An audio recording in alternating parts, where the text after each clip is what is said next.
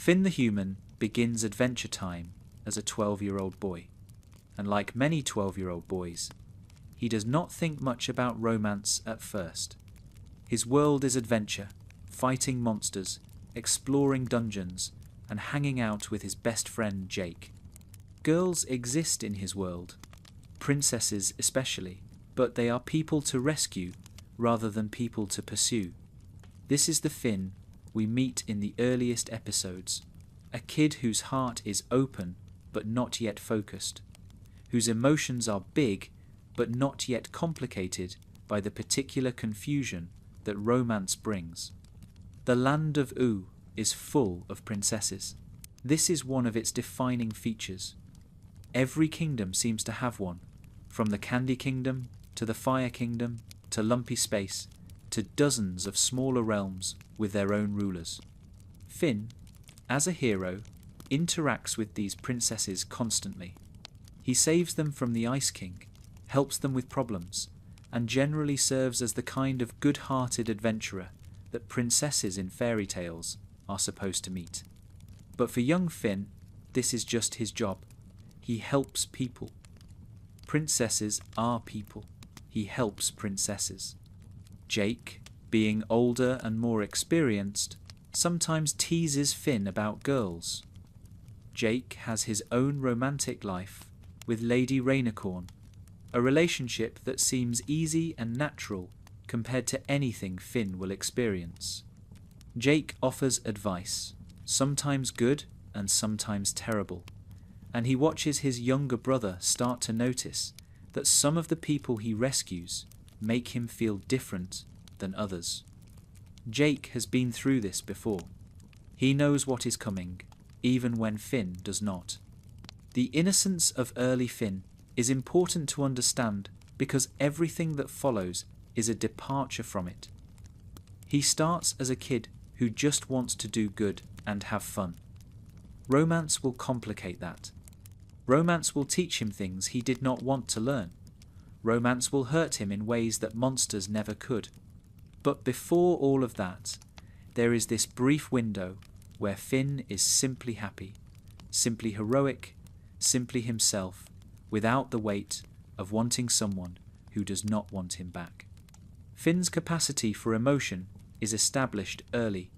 He feels things strongly. When he is happy, he is completely happy. When he is angry, he is completely angry. When he is sad, the sadness fills him entirely. This emotional intensity is part of what makes him a good hero, someone who cares enough to fight for others, but it is also what will make his romantic failures so painful. Finn does not do anything halfway, including falling in love. The show establishes that Finn is unusual in Oo.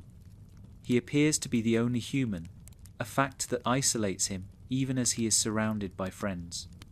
This isolation becomes relevant to his romantic life because it limits his options in certain ways.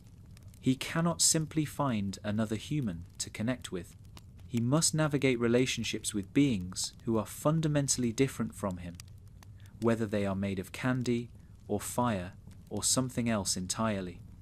His humanity is both special and lonely. Jake and Lady Rainicorn's relationship provides a model that Finn observes but cannot quite replicate. They met, they fell in love, they stayed together. It seems simple from the outside. Jake does not agonize over whether Lady likes him. Lady does not send mixed signals or reject Jake's advances. They just work. Finn sees this and perhaps assumes that romance is supposed to be easy, that when you find the right person, everything falls into place. He will learn otherwise. The early episodes plant seeds for what will come. Finn interacts with Princess Bubblegum in ways that seem friendly, but carry hints of something more. He is eager to help her, eager to impress her, eager to be around her. These feelings have not crystallized into a crush yet, but they are forming. The foundation is being laid for the first major romantic arc of Finn's life, an arc that will define much of his emotional journey through the show. Finn's heroism, and his romantic desires will eventually come into conflict. Being a hero means putting others first, accepting that you cannot always get what you want, and doing the right thing even when it hurts. Romance, especially young romance, often involves wanting something for yourself, hoping that your feelings will be returned, struggling when they are not.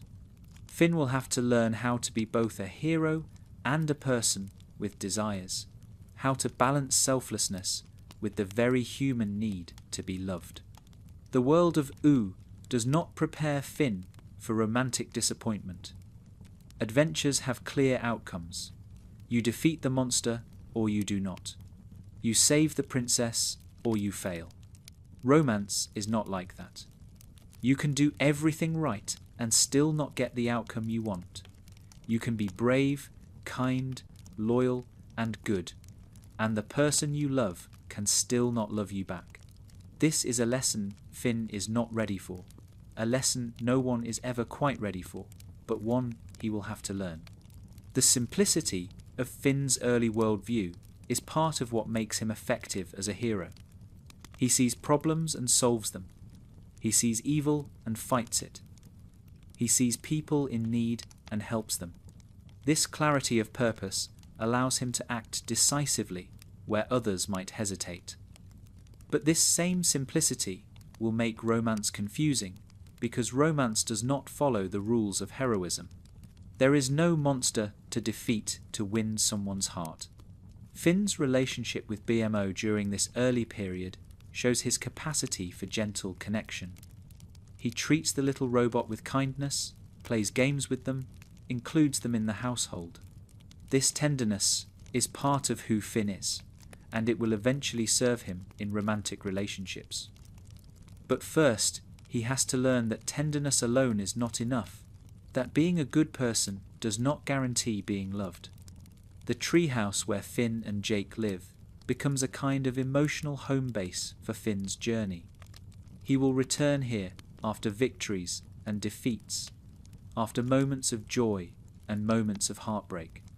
The treehouse represents stability, the one place that remains constant while everything else changes. As Finn's romantic life becomes complicated, the treehouse becomes more important as a refuge. Finn's age at the start of the series matters because it establishes him as genuinely young, not a young-looking adult, but an actual child becoming a teenager. His emotional responses are appropriate for his age. His confusion is appropriate for his age. The mistakes he will make are the mistakes of someone who has not had time to learn better. The show respects this, never expecting Finn to have wisdom he could not possibly have acquired yet. The transition from childhood to adolescence that Finn is undergoing involves becoming aware of romantic and sexual feelings for the first time. The show handles this with appropriate delicacy for its audience, never being explicit, but acknowledging that these feelings exist and matter. Finn is becoming aware of people in new ways, noticing things he did not notice before, feeling things he does not fully understand. Jake's presence as an older figure who has already navigated these waters is both helpful and unhelpful. Helpful because Jake provides support and companionship. Unhelpful because Jake's own romantic journey was apparently easy, giving him limited insight into the struggles Finn will face. Jake means well, but cannot always give the advice Finn actually needs. The contrast between Finn's heroic confidence and his romantic uncertainty will become more pronounced as the series continues. In battle, he knows what to do. In matters of the heart, he is lost. This contrast is part of what makes his journey compelling. He is not uniformly strong or uniformly weak. He is strong in some areas and learning in others, like any real person. The opening of Finn's heart to romantic possibility is gradual, almost invisible. He does not wake up one day and decide to fall in love. The feelings creep in, accumulating through interactions and shared moments until suddenly they are undeniable. This is how it happens for most people, and the show captures that gradual awakening with patience and accuracy. Princess Bubblegum is the first person Finn truly falls for, and the nature of that falling reveals everything about who Finn is at the start of his romantic journey. She is older than him, smarter than him, more powerful than him, and fundamentally different from him in ways that go beyond species. She is made of gum, has lived for centuries, and rules a kingdom with the weight of countless responsibilities. Finn is a 13-year-old boy with a sword and a good heart. The imbalance is obvious to everyone except Finn. The crush develops gradually across early episodes. Finn finds excuses to visit the Candy Kingdom. He volunteers for missions that involve Princess Bubblegum. He lights up when she praises him, and deflates when she seems distracted or uninterested. These are the classic signs of a young crush, the way a person becomes the center of your world before they even know they matter to you. Finn is falling, and he does not have the experience to understand what that fall will cost him. Princess Bubblegum, for her part, treats Finn with genuine affection, but not romantic interest. She sees him as a valuable ally, a good person, perhaps even a friend, but she does not see him as a potential partner. The age gap alone makes that impossible from her perspective, even setting aside everything else that separates them. She is kind to him because she is generally kind, not because she is trying to encourage his feelings, but Finn interprets her kindness as something more.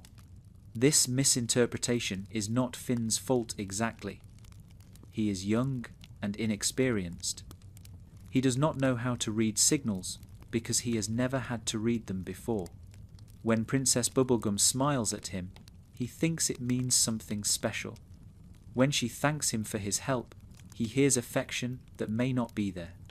He is constructing a relationship in his head that does not match the relationship in reality.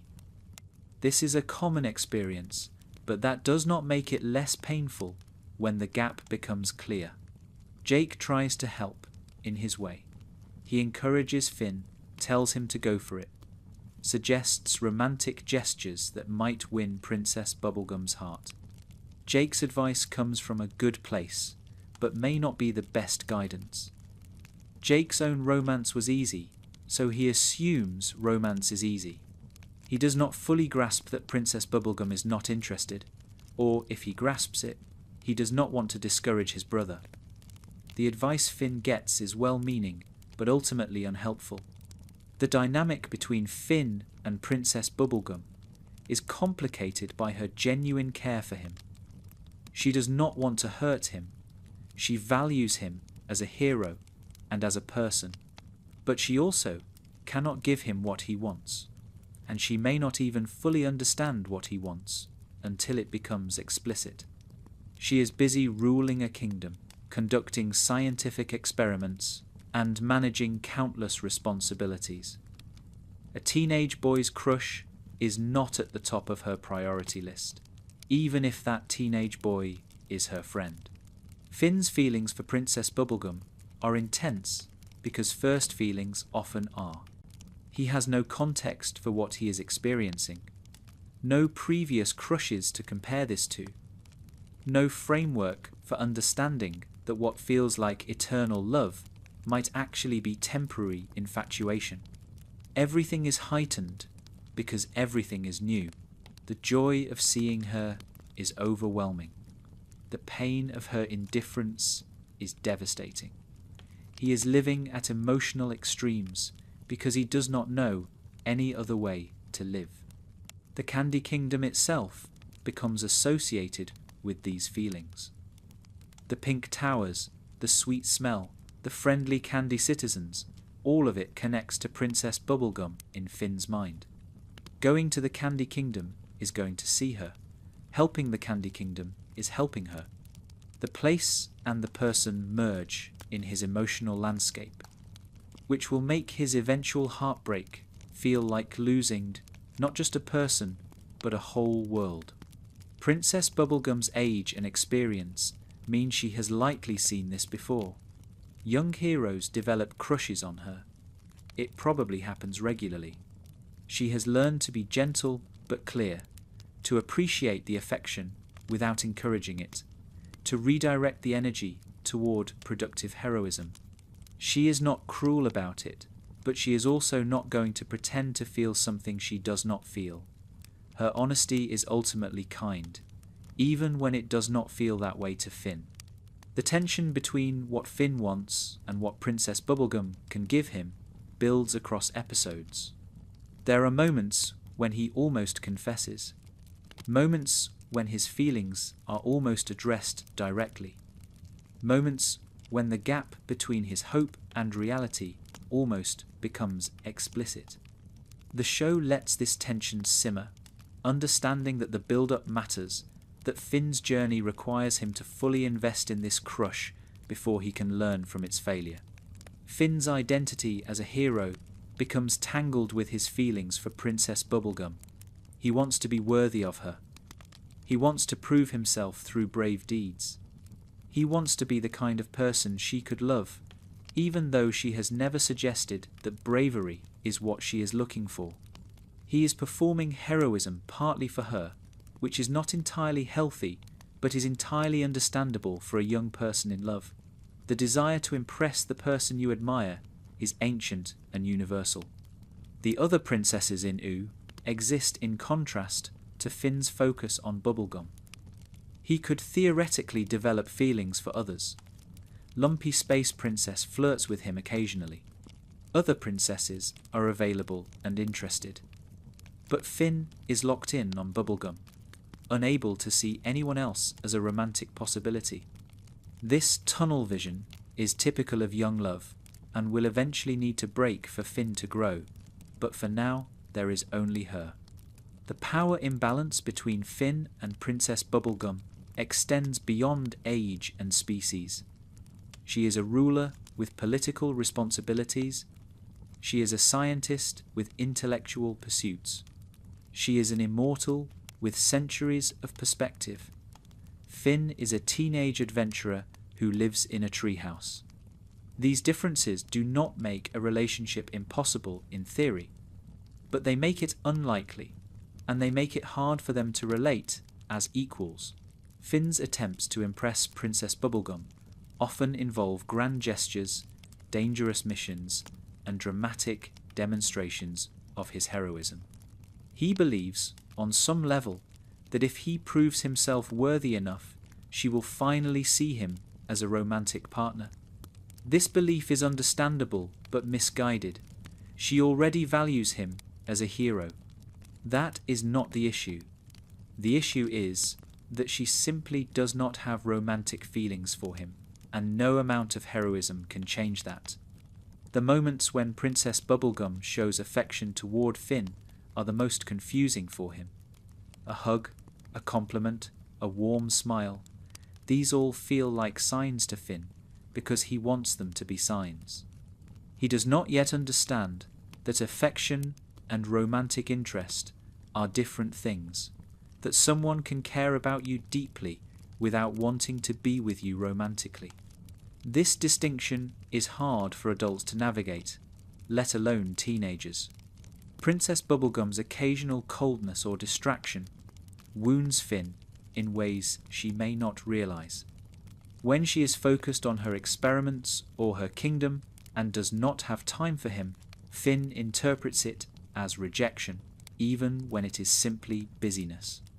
He takes everything personally because his feelings make everything feel personal. Her indifference is devastating because his attention is so completely focused on her. The candy citizens of the Candy Kingdom witness Finn's crush without fully understanding it. They see him visit their princess often, see him eager to help with any problem, see him light up in her presence. To them, Finn is just a helpful hero. They do not know about the hopes he carries, the dreams he has constructed, the elaborate future he imagines that will never come to pass. The intensity of Finn's focus on Princess Bubblegum means he misses other possibilities.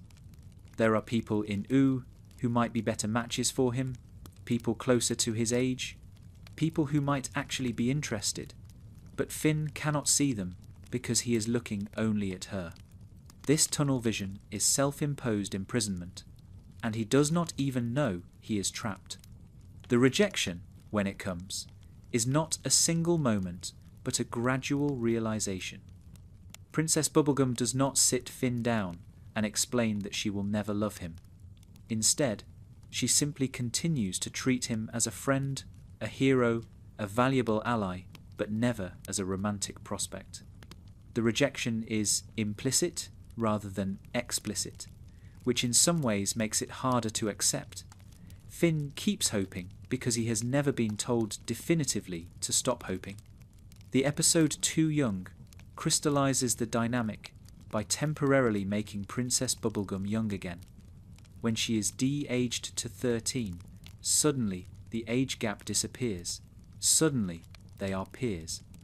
Suddenly the romance that seemed impossible becomes possible, and Finn experiences what it might be like to actually be with her. They have fun together. They connect as equals. For a brief moment, his dream seems achievable. But Princess Bubblegum must return to her true age to save her kingdom, and she does so without hesitation. The kingdom matters more than any potential romance with Finn. This is the clearest statement the show makes about their dynamic. She cares about him, but she has responsibilities that come first. She will not sacrifice her kingdom for a relationship, and she probably would not sacrifice it for any relationship. Her duty defines her in ways that leave little room for what Finn is offering. The moment when she ages back up and Finn is left standing there, still 13, still hoping, still unable to accept what just happened, is one of the show's most quietly devastating scenes. Nothing dramatic happens. No one yells or cries or makes speeches.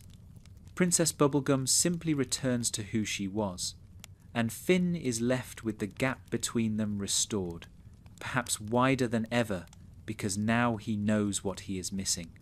Finn's response to this implicit rejection is not immediate acceptance. He continues to hope. He continues to interpret her kindness as potential interest. He continues to believe that if he just does enough, proves himself enough, waits long enough, things might change. This persistence is understandable, but also painful to watch. The audience can see what Finn cannot, that his hope is not going to be rewarded, that he is investing in something that will not pay off. Jake watches his brother struggle and does not quite know how to help. Jake's instinct is to encourage, to suggest that Finn keep trying, that love conquers all, that persistence pays off. But this advice, while well-intentioned, may be making things worse.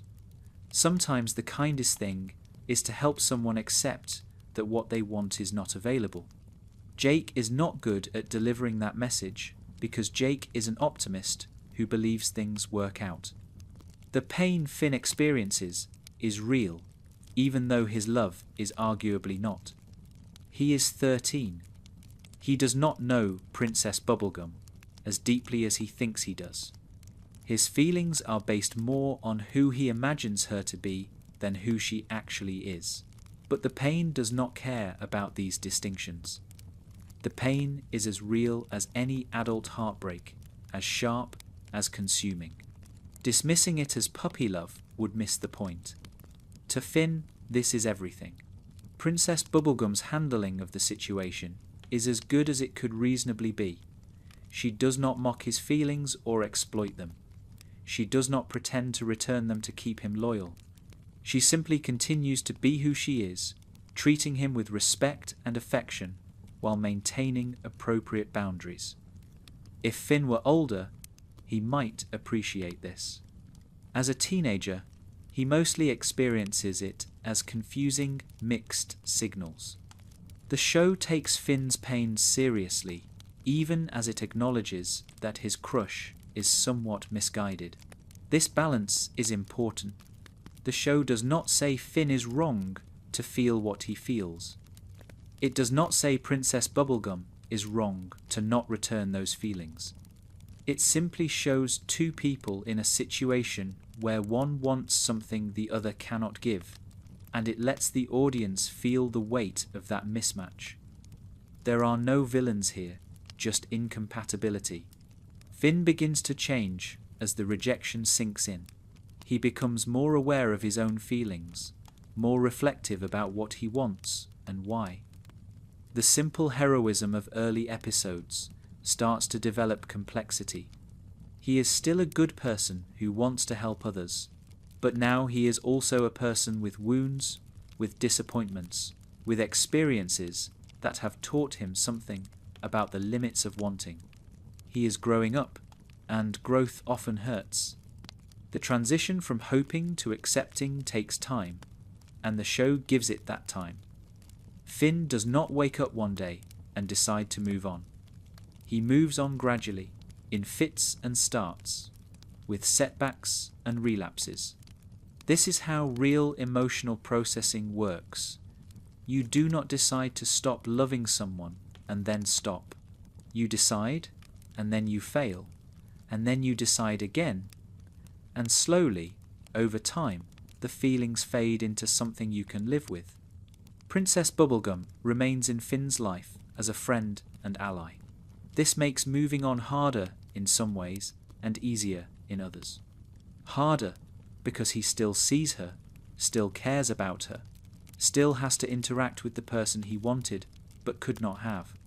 Easier because the relationship does not disappear entirely, because he gets to keep part of what he valued even if he cannot have all of it. Their friendship survives his crush, which is a testament to both of them. The lessons Finn learns from this rejection will shape how he approaches future relationships. He learns that wanting someone is not enough. He learns that being good is not enough. He learns that the other person's feelings matter as much as his own.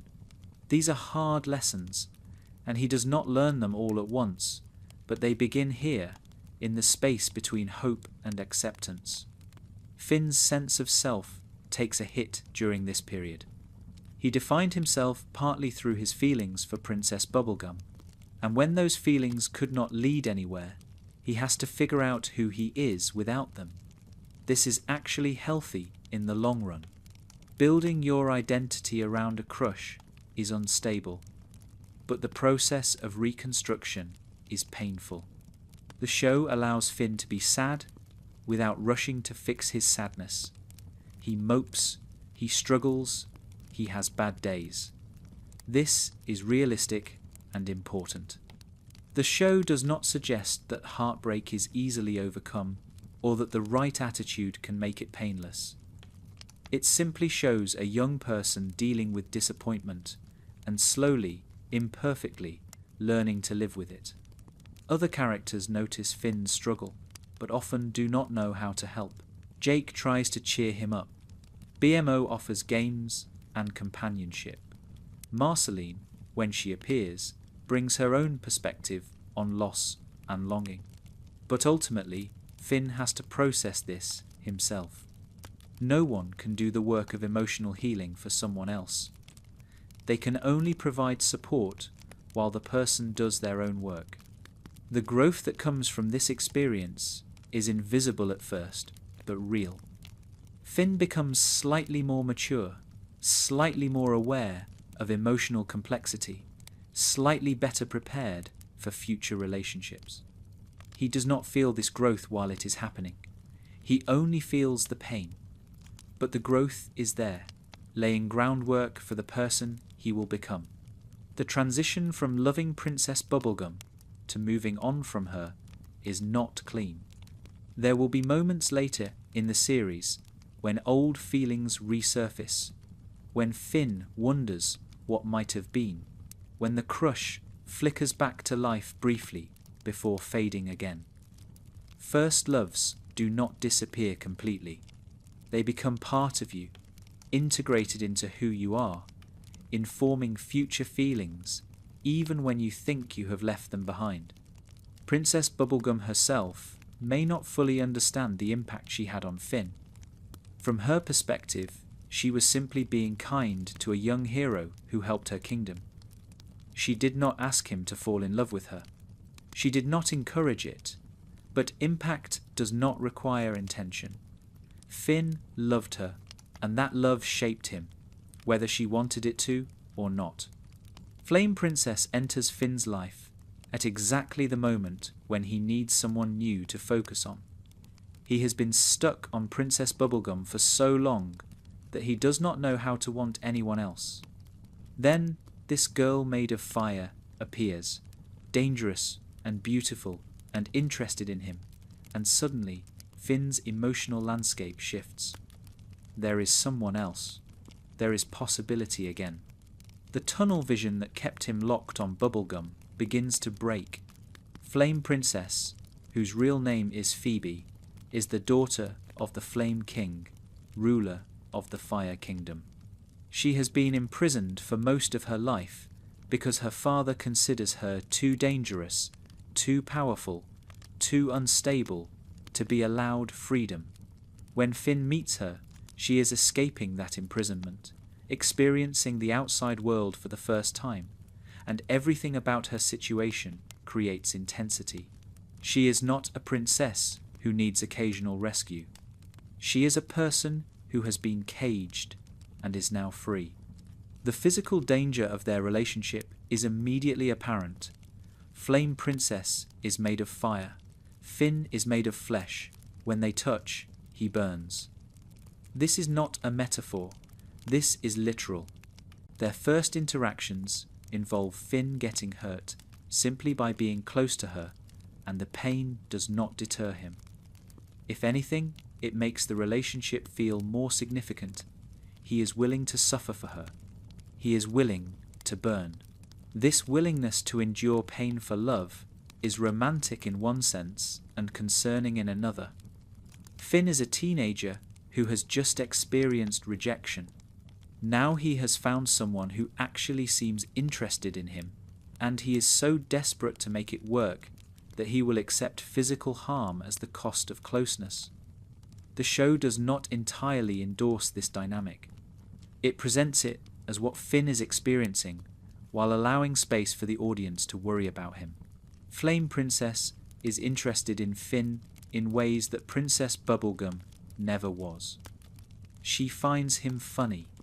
She enjoys his company. She is attracted to him.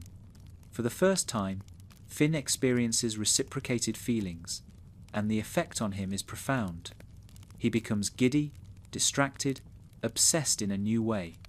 The pain of Bubblegum's rejection fades because there is something better occupying his attention. He has what he wanted, or at least he thinks he does. The relationship develops quickly because both parties want it to. Flame Princess has been isolated and craves connection. Finn has been rejected and craves validation. They rush toward each other, skipping steps that might have revealed incompatibilities, ignoring warning signs that might have slowed them down. The intensity feels like passion, but it might also be desperation. Neither of them has the experience to know the difference. Jake is supportive, but perhaps should be more cautious. He sees Finn happy and does not want to ruin it. He sees a relationship that seems to be working and does not want to point out the problems. The fire thing is concerning, the speed is concerning, the way Finn is defining himself through this relationship is concerning, but Jake keeps these concerns to himself because Finn is finally smiling again. Princess Bubblegum's reaction to Finn's new relationship reveals something about her own feelings. She is concerned about Flame Princess, ostensibly for scientific or safety reasons, but her concern might have other dimensions. She has been the centre of Finn's romantic attention for so long that seeing it shift elsewhere might be strange, even if she never wanted that attention. The show handles this subtly, never making Bubblegum jealous in an obvious way, but suggesting that the dynamic has changed. Flame Princess herself is a fully realized character, not just a love interest.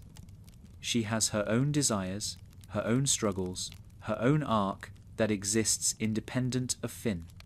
She wants to understand herself, control her powers, figure out who she is beyond the prison her father kept her in. Her relationship with Finn is part of her story, but not all of it. This gives their romance more weight, because both participants are real people with their own concerns. The physical incompatibility between Finn and Flame Princess becomes a metaphor for other kinds of incompatibility.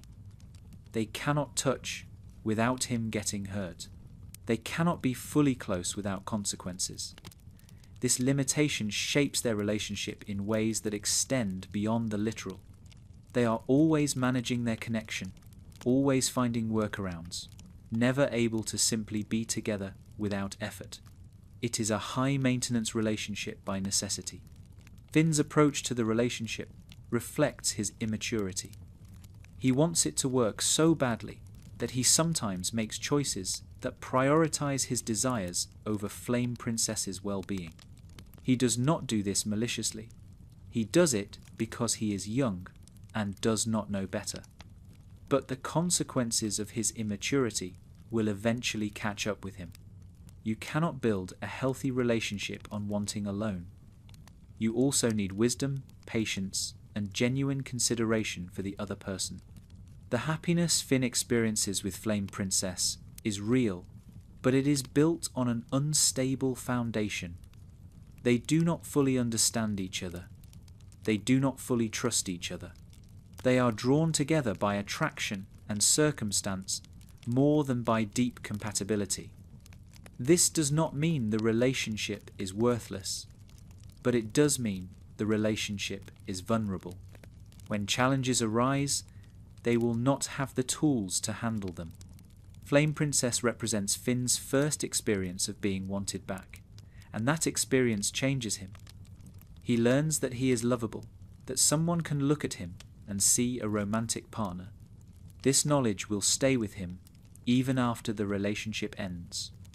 The confidence that comes from being chosen, even once, even briefly, is something Finn needed.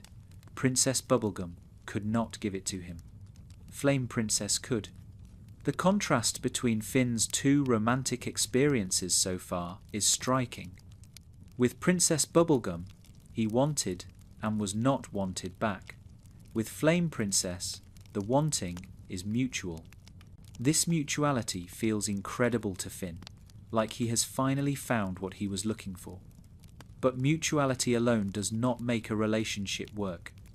There are other elements required, elements that Finn and Flame Princess do not yet have. The fire motif that defines Flame Princess extends to the relationship itself. It burns hot and fast. It provides warmth, but also danger. It can grow out of control. It requires careful management to avoid destruction. All of these qualities will characterize what Finn and Flame Princess share, a relationship that is passionate but precarious, exciting but exhausting. Finn's friends have mixed reactions to his new relationship. Jake is happy that Finn is happy. Princess Bubblegum is cautious, perhaps for legitimate safety reasons, perhaps for more complicated reasons. BMO accepts it, because BMO accepts most things. The community around Finn watches this new development with varying degrees of concern and support. The early joy of the relationship is genuine. Finn and Flame Princess have fun together. They laugh, they explore. They experience the pleasure of being with someone who chooses to be with you. This joy matters, even though it will not last. Not everything needs to be permanent to be valuable. The happiness Finn feels during this period is real happiness, and it teaches him what happiness in a relationship can feel like. But beneath the joy, problems are already forming.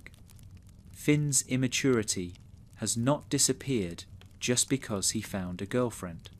Flame Princess's instability has not disappeared just because she found a boyfriend. They are two young people with significant personal issues trying to navigate a relationship neither of them has the skills for. The outcome is almost predetermined, even if neither of them can see it yet.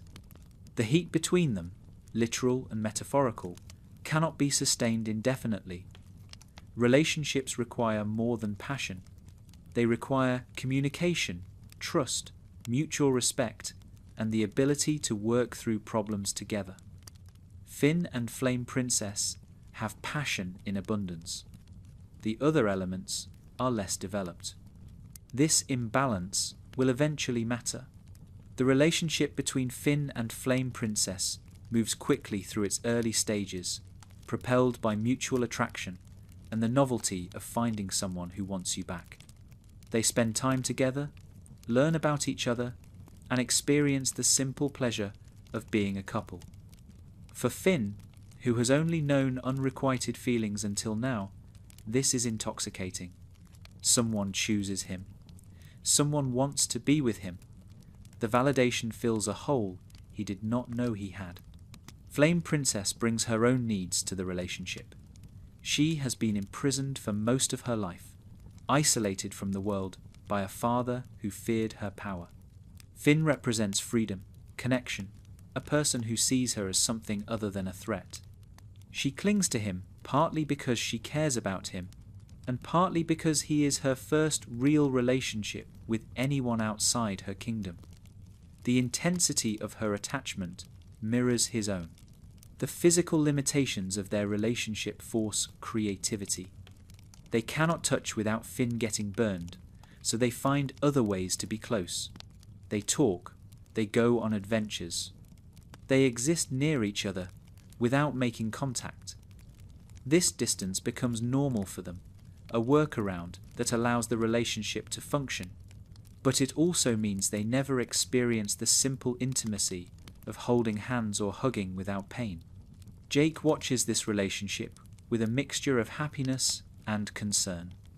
He is glad Finn has moved on from Princess Bubblegum, glad his brother is experiencing romance. But the fire thing worries him, and Flame Princess's emotional volatility worries him, and the speed of the relationship worries him. Jake keeps most of these concerns to himself because he does not want to spoil Finn's happiness. This restraint may be a mistake. The kingdom politics surrounding Flame Princess add complexity to the relationship. Her father, the Flame King, does not approve of her being with Finn. The Fire Kingdom has its own expectations for its princess. Flame Princess must navigate between her growing independence and the demands of her position. Finn, as an outsider to this world, cannot fully help her with these pressures. He can only watch and support as best he can. Finn's behaviour in the relationship begins to reveal his immaturity. He makes decisions without consulting Flame Princess. He prioritizes his own desires without fully considering her perspective. He treats the relationship as something he has earned, rather than something that requires ongoing effort and mutual respect. These are not malicious choices, but immature ones, the mistakes of someone who does not know better yet. The fights between Finn and Flame Princess, when they happen, are intense because both of them feel things strongly. Neither has learned to argue constructively. Neither has learned to de-escalate conflict. When they clash, emotions run high and damage gets done. The reconciliations feel good, but they do not address the underlying issues. The pattern of fighting and making up without resolving anything cannot continue indefinitely. Flame Princess's growth as a person begins to outpace her relationship with Finn. She starts to discover who she is outside of her imprisonment, outside of being Finn's girlfriend. She develops her own interests, her own goals, her own sense of self. This growth is healthy and necessary, but it also changes the dynamic between them. She is becoming someone who does not need Finn in the same way she once did. Finn does not fully notice this shift because he is focused on having a girlfriend rather than on who that girlfriend is becoming. He sees the relationship as stable when it is actually changing. He assumes Flame Princess will always want what she wanted at the beginning. This failure to track her growth creates distance between them, distance that will eventually become impossible to ignore. The adventures Finn and Flame Princess share are coloured by their relationship. They fight monsters together, explore dungeons together, face dangers together. These shared experiences bond them, but they also sometimes highlight their differences. Finn approaches adventure with enthusiasm. Flame Princess approaches it differently, shaped by her unique perspective and powers. They are partners, but not always on the same page. Princess Bubblegum's presence in Finn's life during this period is complicated. She is still his friend, still someone he works with to protect Ooh. But now there is also Flame Princess to consider, and the dynamics between all three characters become tangled. Bubblegum's concerns about Flame Princess may be legitimate or may be influenced by feelings she does not fully acknowledge. The show leaves room for interpretation. The happiness Finn experiences with Flame Princess is real but fragile. It depends on both of them staying exactly as they are, wanting exactly what they want now, never growing or changing in ways that might pull them apart.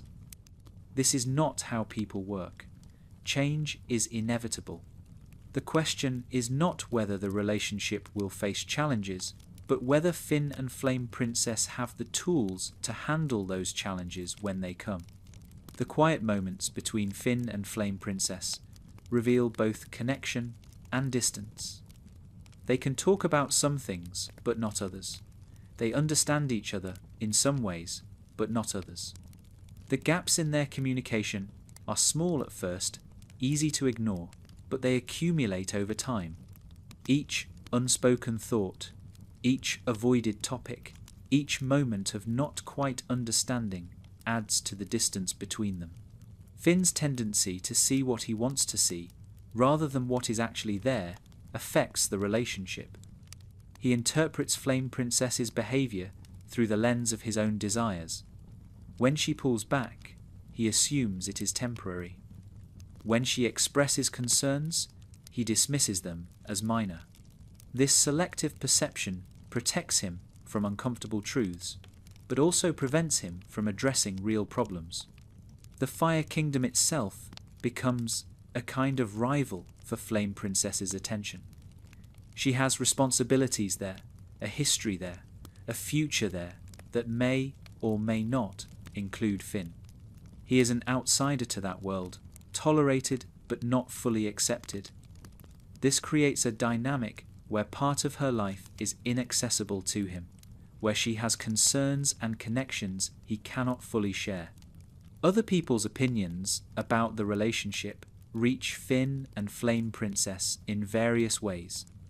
Some think they are cute together, some think they are doomed, some think Finn is in over his head. Some think Flame Princess deserves better. These opinions do not determine anything, but they create an atmosphere of judgment that both of them must navigate. The physical danger of the relationship normalizes over time, but does not disappear. Finn gets used to the burns, to the constant management of proximity, to the ways they have to modify normal couple behavior. But getting used to something is not the same as it being healthy. He is enduring pain that he should not have to endure, and at some point this will matter.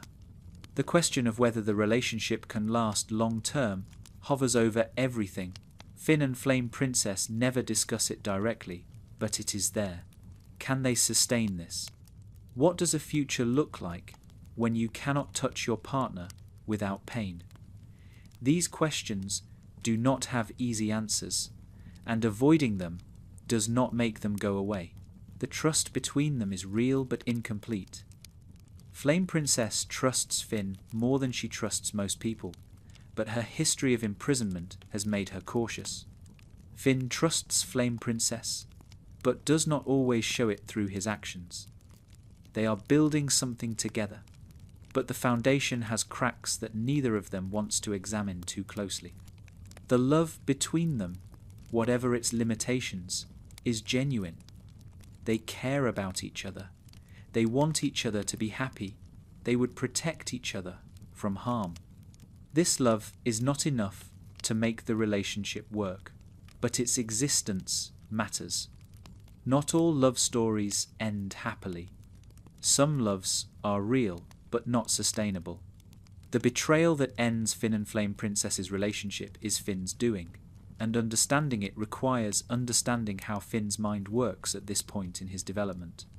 He is still young, still learning, still capable of making choices that prioritize his immediate desires over the well-being of people he claims to love.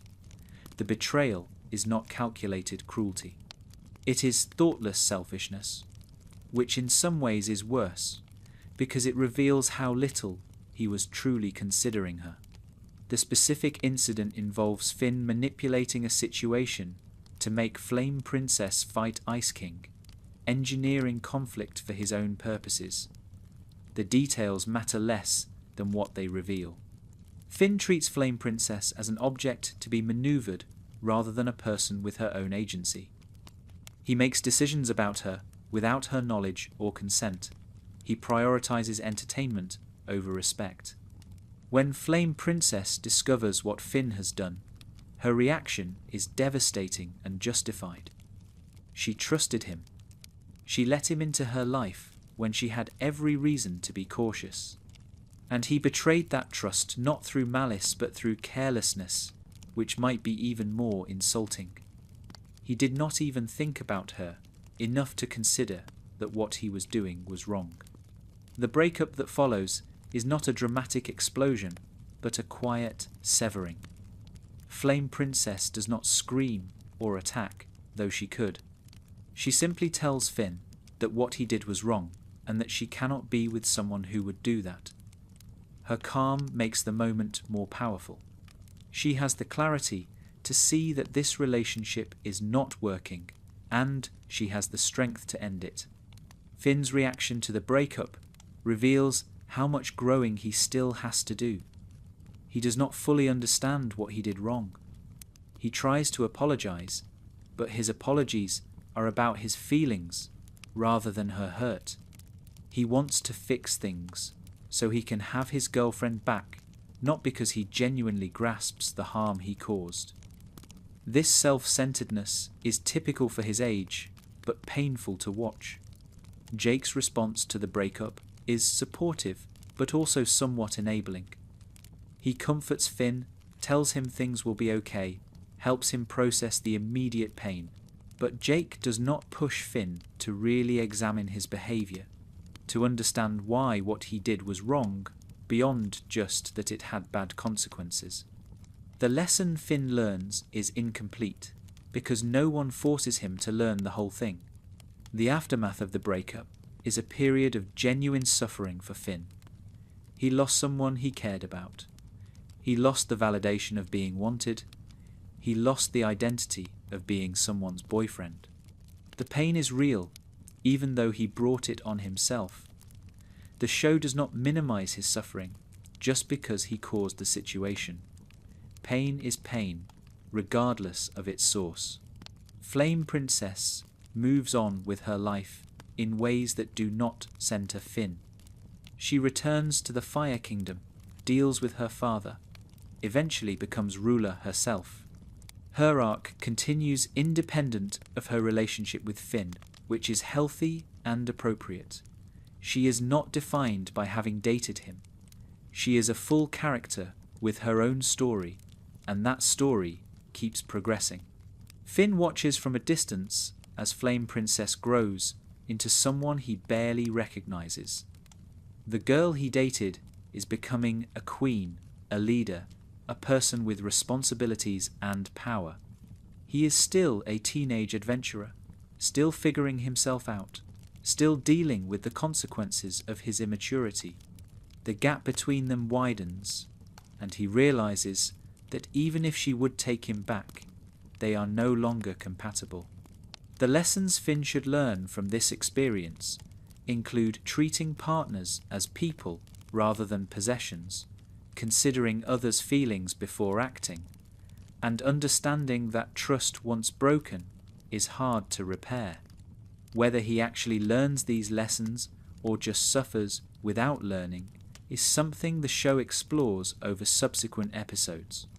Growth is not automatic. You have to choose it.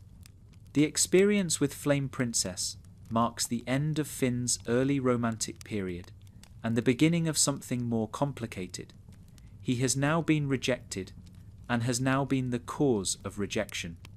He has experienced both wanting someone who does not want him and losing someone who did want him because of his own failures. These complementary pains give him a more complete understanding of how relationships can go wrong. The fire that Flame Princess represents, both literally and metaphorically, has burned Finn in multiple ways. He got too close and got hurt. He tried to control something that cannot be controlled. He learned that passion without wisdom leads to destruction. These are hard lessons, delivered through real consequences, and they will shape how he approaches relationships going forward. The guilt Finn carries after the breakup is complicated. He knows he did something wrong, but he does not fully understand the depth of his wrongness. He sees his actions as a mistake, a lapse in judgment, rather than as a symptom of deeper problems in how he relates to people. This partial understanding limits how much he can learn from the experience. Flame Princess's perspective on the breakup is different from Finn's. For her, it is not just about one incident, but about what that incident revealed. It showed that Finn did not truly see her as a person with her own will and dignity. It showed that he was capable of treating her as a tool for his own purposes. This realization cannot be undone by an apology. The trust is gone. The world of Ooh continues around the breakup, indifferent to Finn's pain. Monsters still need fighting. People still need saving. Adventures still happen. Finn has to keep living his life, even when his heart is broken. This is both cruel and merciful. Cruel because he cannot simply stop and grieve. Merciful because having things to do prevents complete collapse. The absence of Flame Princess in Finn's daily life is jarring. He got used to seeing her, talking to her, having her as part of his routine. Now there is a gap where she used to be.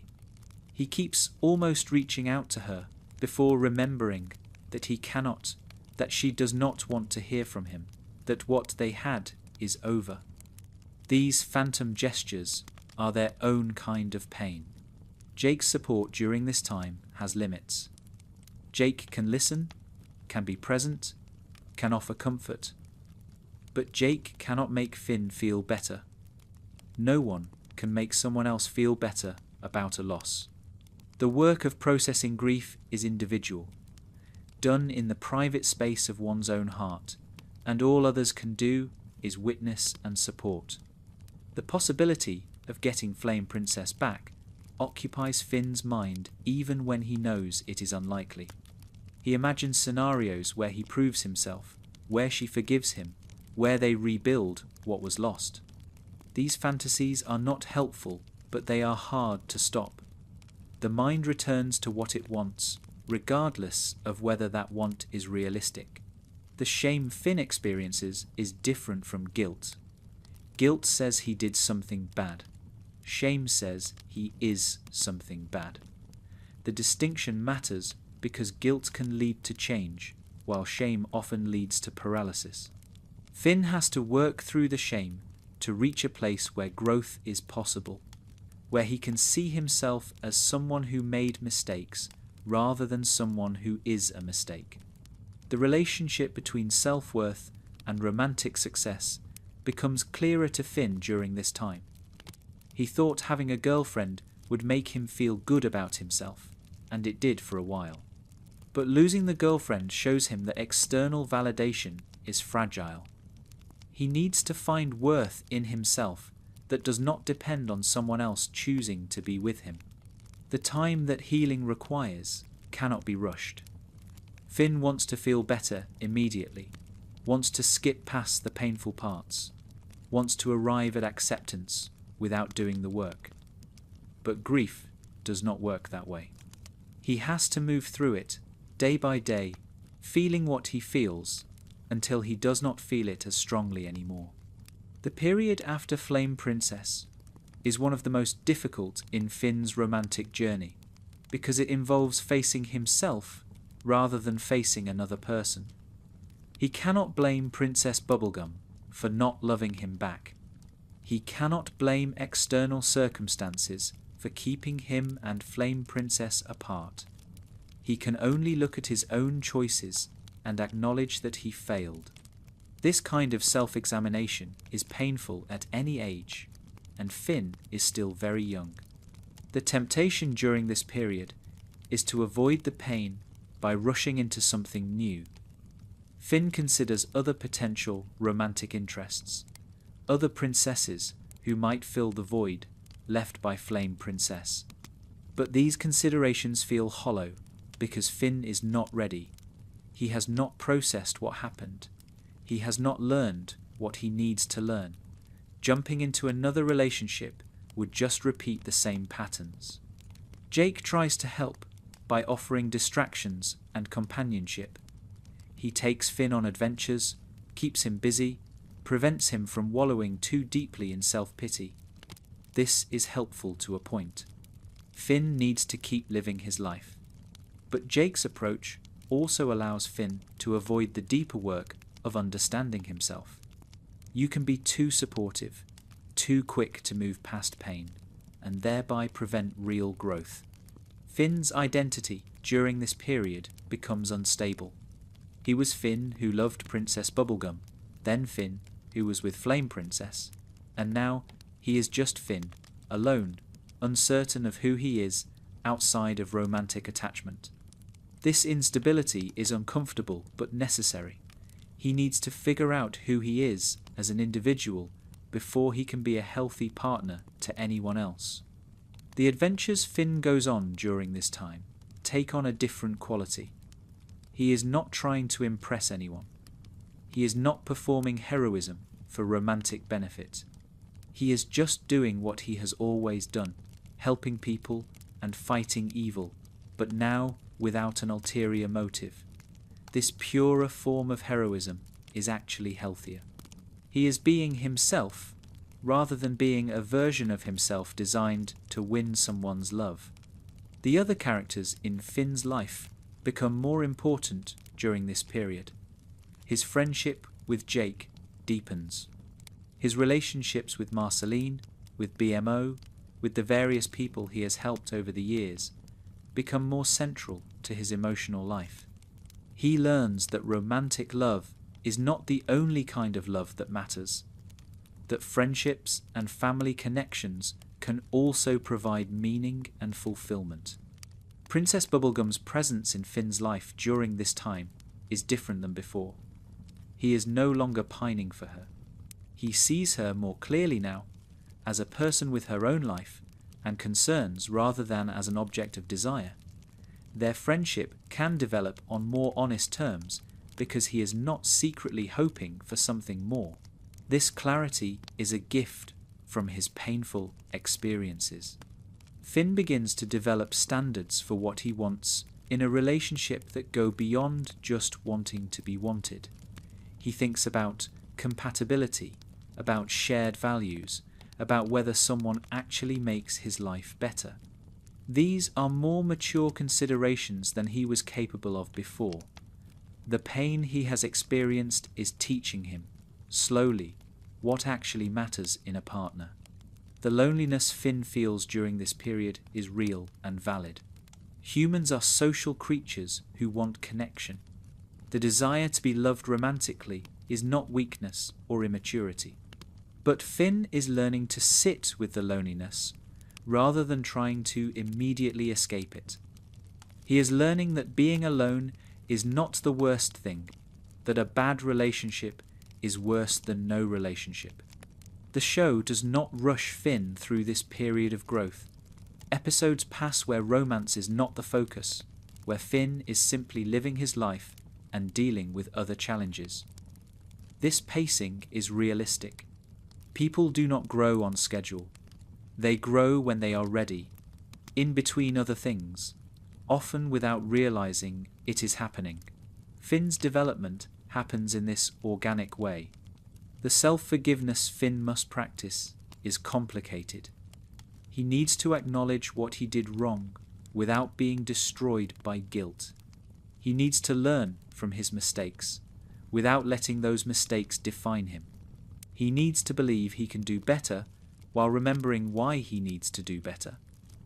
This balance is hard for adults, let alone teenagers, but Finn works toward it. By the time this period ends, Finn is not fully healed, but he is different. He has a better understanding of himself and what he wants. He has more respect for other people as independent beings with their own needs. He has experienced enough pain to know he does not want to cause more. These changes set him up for healthier relationships in the future, whenever they might come. The anger Finn feels during this period is directed at various targets. He is angry at himself for messing up. He is angry at Flame Princess for leaving, even though she had every right to leave. He is angry at the world for not being simpler, for not providing easy answers, for making relationships so hard. This anger is part of the grieving process, a stage he has to move through. The temptation to become bitter is real. Finn could decide that love is not worth it, that caring about people only leads to pain, that the smart choice is to close himself off. Some people make this choice after heartbreak. Finn does not, but the temptation exists, and resisting it requires effort. Staying open after being hurt is an act of courage. The conversations Finn has with himself during this period are sometimes harsh. He criticizes himself, blames himself, punishes himself mentally for his failures. This self-criticism is understandable, but not entirely healthy. He needs to find the balance between accountability and self-compassion, between acknowledging mistakes and forgiving himself for being human. The small moments of joy that break through Finn's pain are important. A good adventure, a funny moment with Jake, a beautiful sunset, these remind him that life contains more than romantic disappointment. He is not only a person who lost a girlfriend, he is a person with friends, with purpose, with reasons to keep going. The growth that happens during this period is uneven. Some days, Finn feels like he is making progress. Other days, he feels like he has learned nothing, like he would make the same mistakes again if given the chance. This inconsistency is normal. Growth is not linear. It happens in spirals, returning to familiar places, but seeing them differently each time. The perspective Finn gains on his earlier crush on Princess Bubblegum shifts during this period. He sees now that the rejection was a gift, that being with someone who did not want him would have been worse than being alone. He understands that Bubblegum was kind in her clarity, that her refusal to pretend spared him a different kind of pain. The relationship between Finn's romantic struggles and his identity as a hero becomes interesting. Heroes are supposed to win. Heroes are supposed to get what they want through effort and virtue. But romance does not work that way. You can be the best person in the world and still not be right for a particular person. This disconnect is hard for Finn to accept, but accepting it is part of growing up. The support Finn receives from unexpected sources during this period matters. Minor characters who have their own perspectives on love and loss offer words that stick with him. The world is full of people who have experienced heartbreak and survived. Finn is not alone in his pain, even when he feels like he is.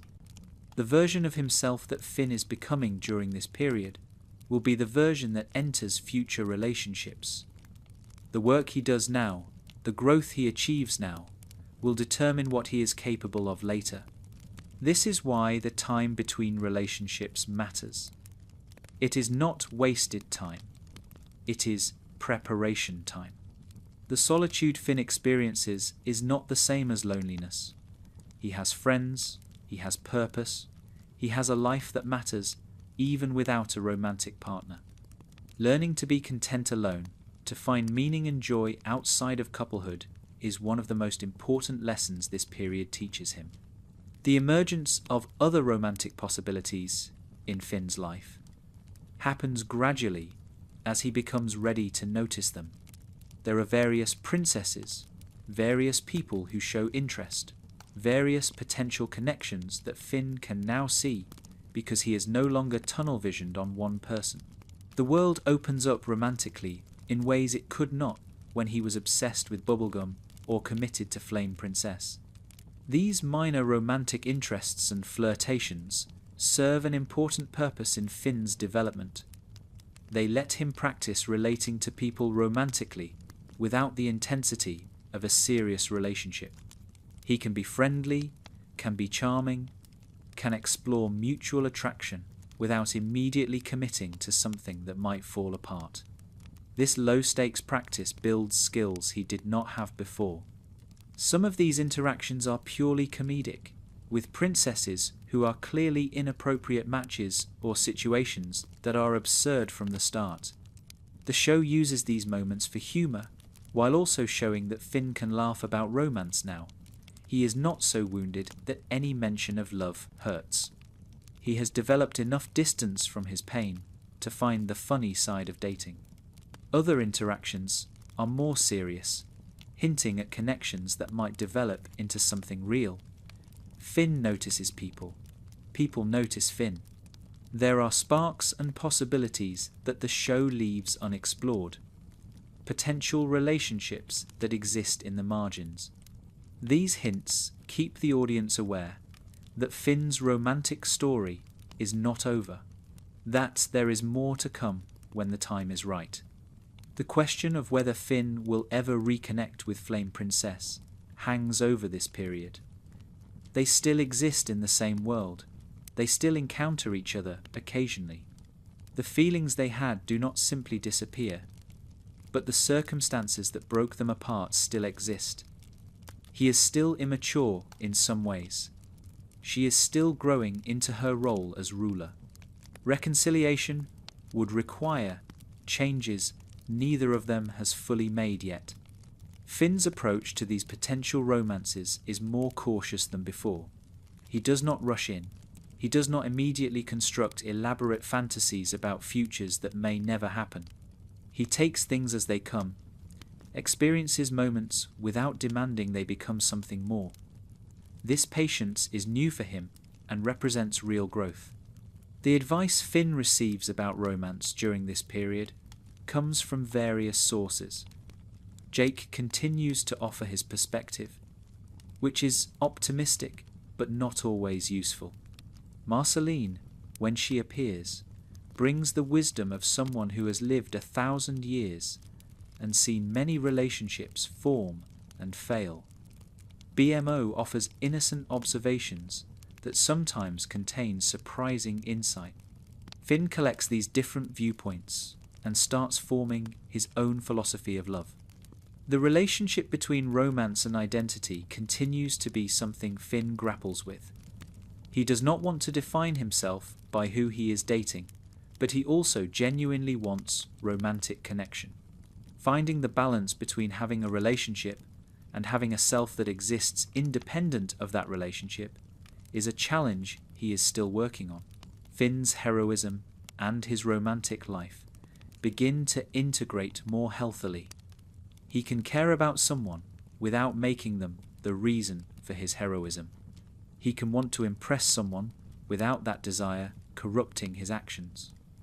The pure motivation of helping people because they need help can coexist with the natural human desire to be attractive to potential partners. The memories of Princess Bubblegum and Flame Princess inform how Finn approaches new possibilities. He has learned what does not work. He has learned what kind of behavior leads to pain. These lessons are not perfectly internalized, and he will still make mistakes. But he has a foundation of experience that he did not have before.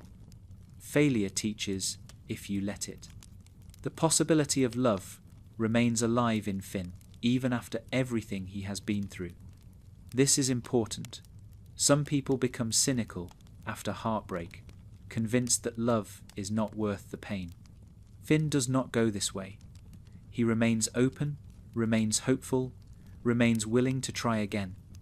This resilience is one of his best qualities and will serve him well as his journey continues. The show's treatment of this transitional period respects the complexity of emotional recovery. There is no single moment where Finn is healed. There is no dramatic declaration that he is ready to love again. There is just gradual change, small improvements, the slow accumulation of growth that eventually adds up to something significant. This is how real emotional development works. Finn's standards for himself have risen. He holds himself to higher expectations in how he treats people. He is more aware of the impact his actions have on others. He thinks before he acts, at least more than he used to. These internal changes are not visible to observers, but they matter. They will make him a better partner whenever he finds someone worth being a partner to. The transitional period ends not with a bang, but with readiness. Finn reaches a point where he could enter a relationship if the right person appeared. He is not desperate for it, not defined by the lack of it, but open to it. This readiness is different from what he felt before Princess Bubblegum, before Flame Princess. It is more mature, more stable, more likely to lead to something healthy. The question of what Finn actually wants in a partner becomes clearer during this time. He wants someone who sees him as he is, not as she imagines him to be. He wants someone who has her own life, her own interests, her own identity independent of him. He wants someone he can respect as an equal rather than worship from below or manage from above. The patience Finn has developed will serve him well. Rushing into relationships led to problems before. Taking time to know someone, to see how they handle various situations, to understand their values and priorities, these are lessons he has learned through pain. He will not forget them, even when he feels lonely, even when the temptation to rush returns.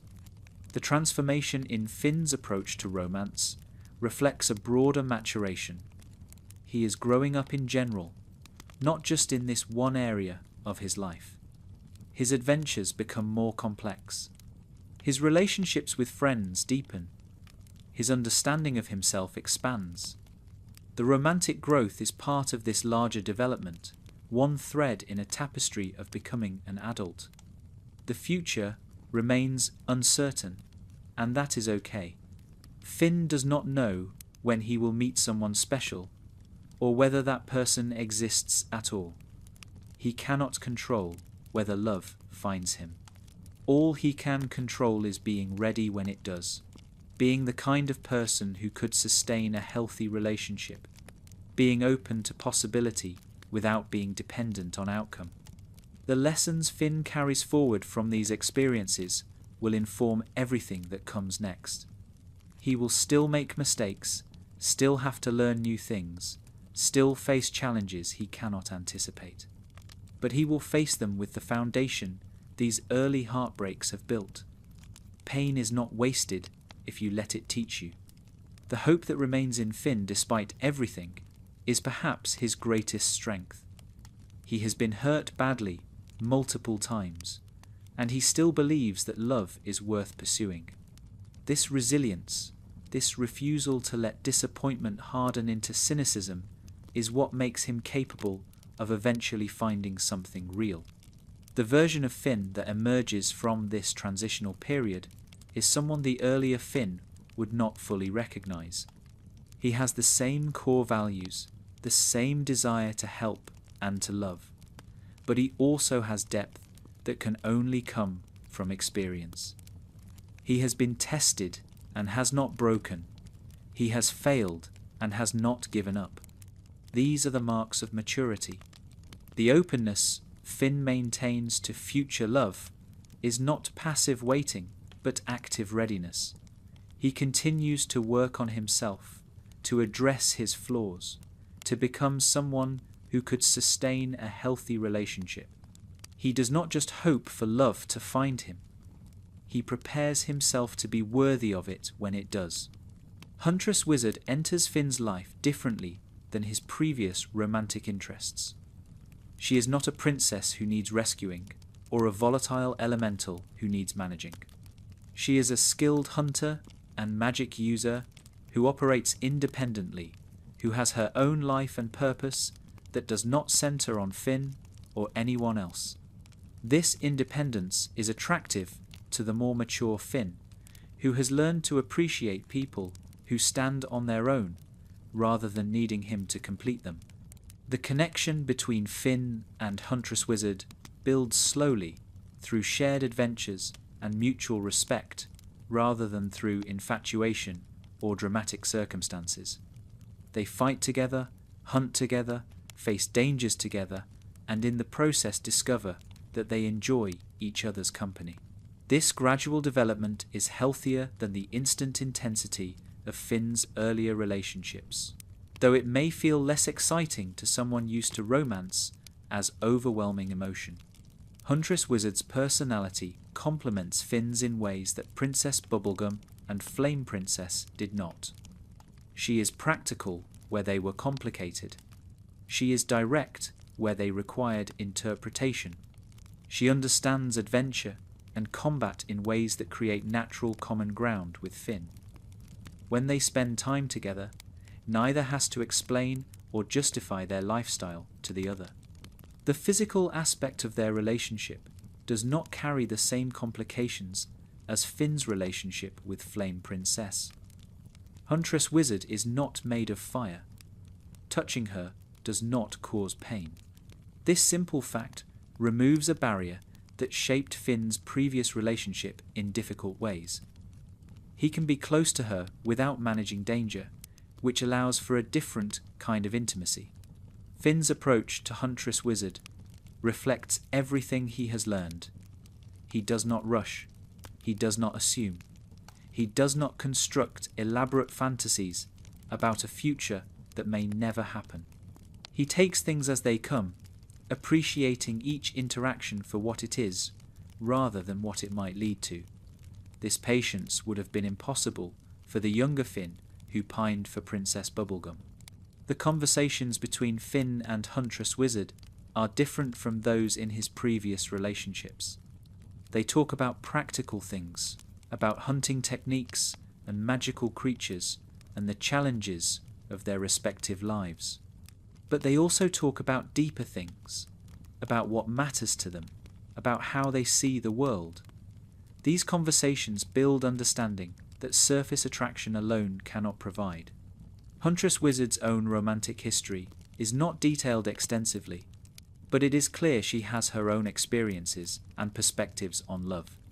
She is not naive. She knows what relationships can offer and what they can cost.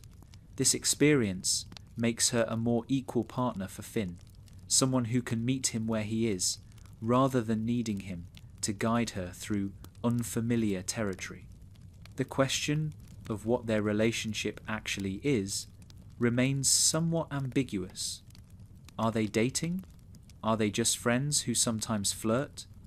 The show does not force a clear definition, which reflects how real relationships often work. Not everything needs a label. Sometimes two people simply enjoy each other and see where it goes. Jake's reaction to Finn's interest in Huntress Wizard is different from his reactions to previous relationships.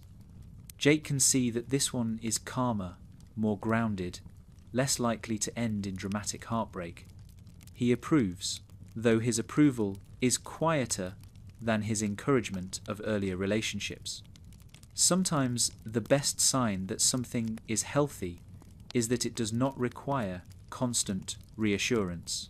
The adventures Finn and Huntress Wizard share become a form of bonding that is natural to both of them. They do not need to manufacture reasons to spend time together. They both want to be out in the world, facing challenges, testing themselves. The relationship grows in the context of shared purpose rather than in spite of their individual lives. Finn's feelings for Huntress Wizard are genuine but different in quality from his earlier feelings. He does not worship her the way he worshipped Princess Bubblegum. He does not burn for her the way he burned for Flame Princess.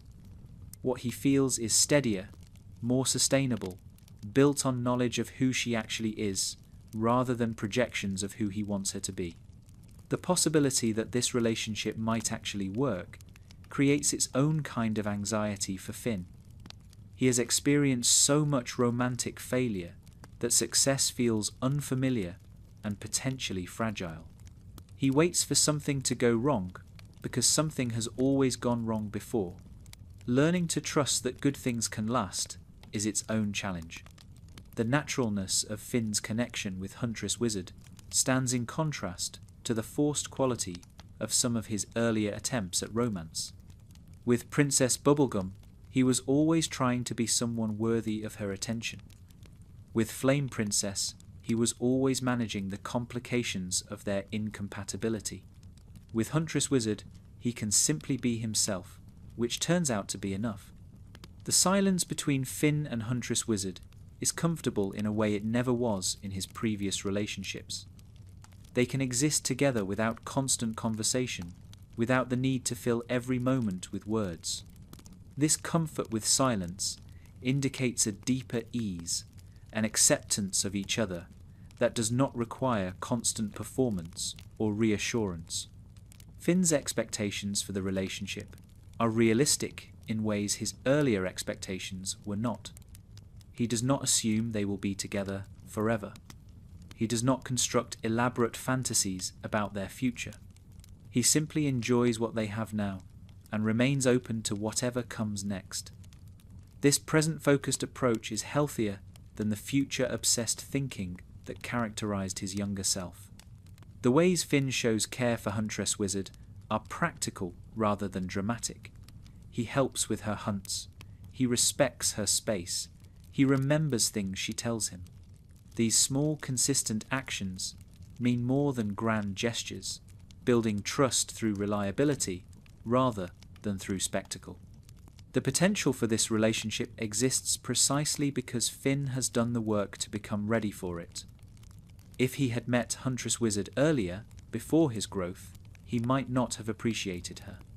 He might have wanted someone more dramatic, more consuming, more like his earlier unhealthy attachments. The timing matters. He is ready now in ways he was not before.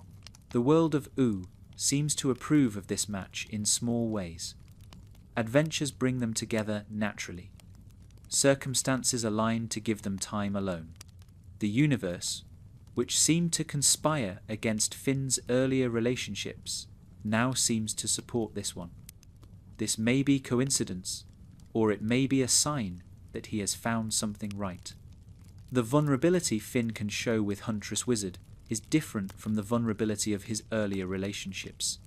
With Princess Bubblegum, he was vulnerable in his wanting, exposed by his one-sided feelings. With Flame Princess, he was vulnerable physically, at risk every time they got close. With Huntress Wizard, he can be emotionally vulnerable in a mutual way, sharing fears and hopes with someone who shares hers in return. The balance between togetherness and independence that Finn and Huntress Wizard maintain is something his earlier relationships lacked. They do not need to be together constantly. They can have separate adventures, separate time, separate identities. When they come together, it is by choice rather than necessity. This breathing room makes the togetherness more meaningful. The trust Finn places in Huntress Wizard is built on observed behavior rather than hope. He has seen her act with integrity. He has seen her keep her word. He has seen her treat him with respect consistently over time.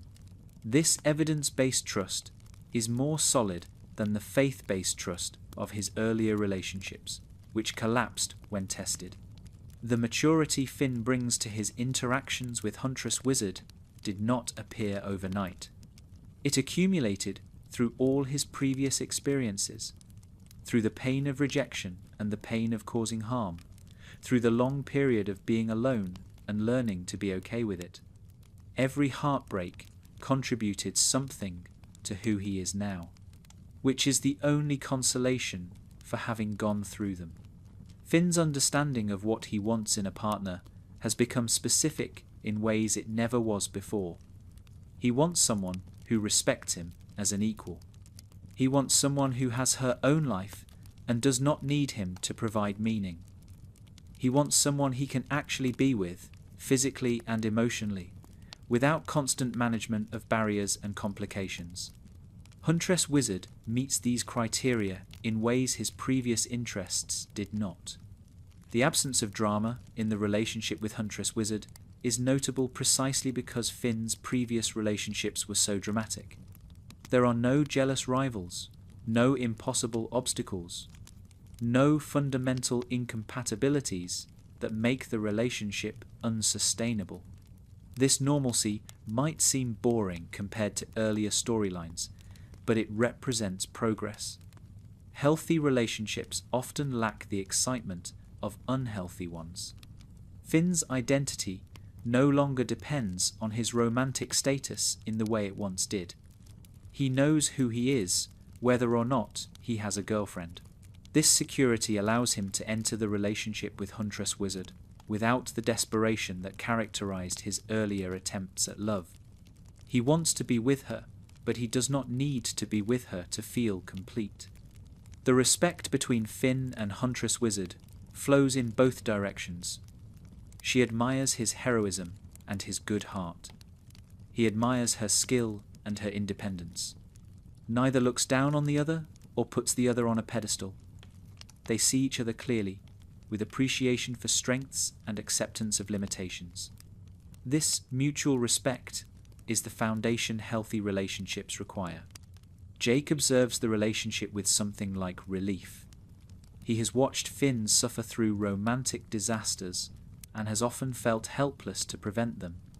Seeing Finn in something that seems stable and good feels like vindication, like all the pain was leading somewhere worthwhile. Jake does not interfere because interference is not needed. The future of the relationship remains open. The show does not promise that Finn and Huntress Wizard will be together forever. It does not guarantee a happy ending. What it shows is that Finn has reached a place where a happy ending is possible, where he is capable of sustaining something good if the circumstances allow. The outcome matters less than the capacity. Huntress Wizard's independence means she does not change her life to accommodate Finn. She continues her hunts, her magic, her solitary existence in the woods. Finn does not expect her to become someone different. He appreciates her as she is, which is a form of love that his younger self could not have offered. You cannot truly love someone you are trying to change. The conversations about the relationship, when they happen, are direct in a way Finn's earlier relationships never allowed. If something bothers one of them, they say so. If they want something, they ask for it.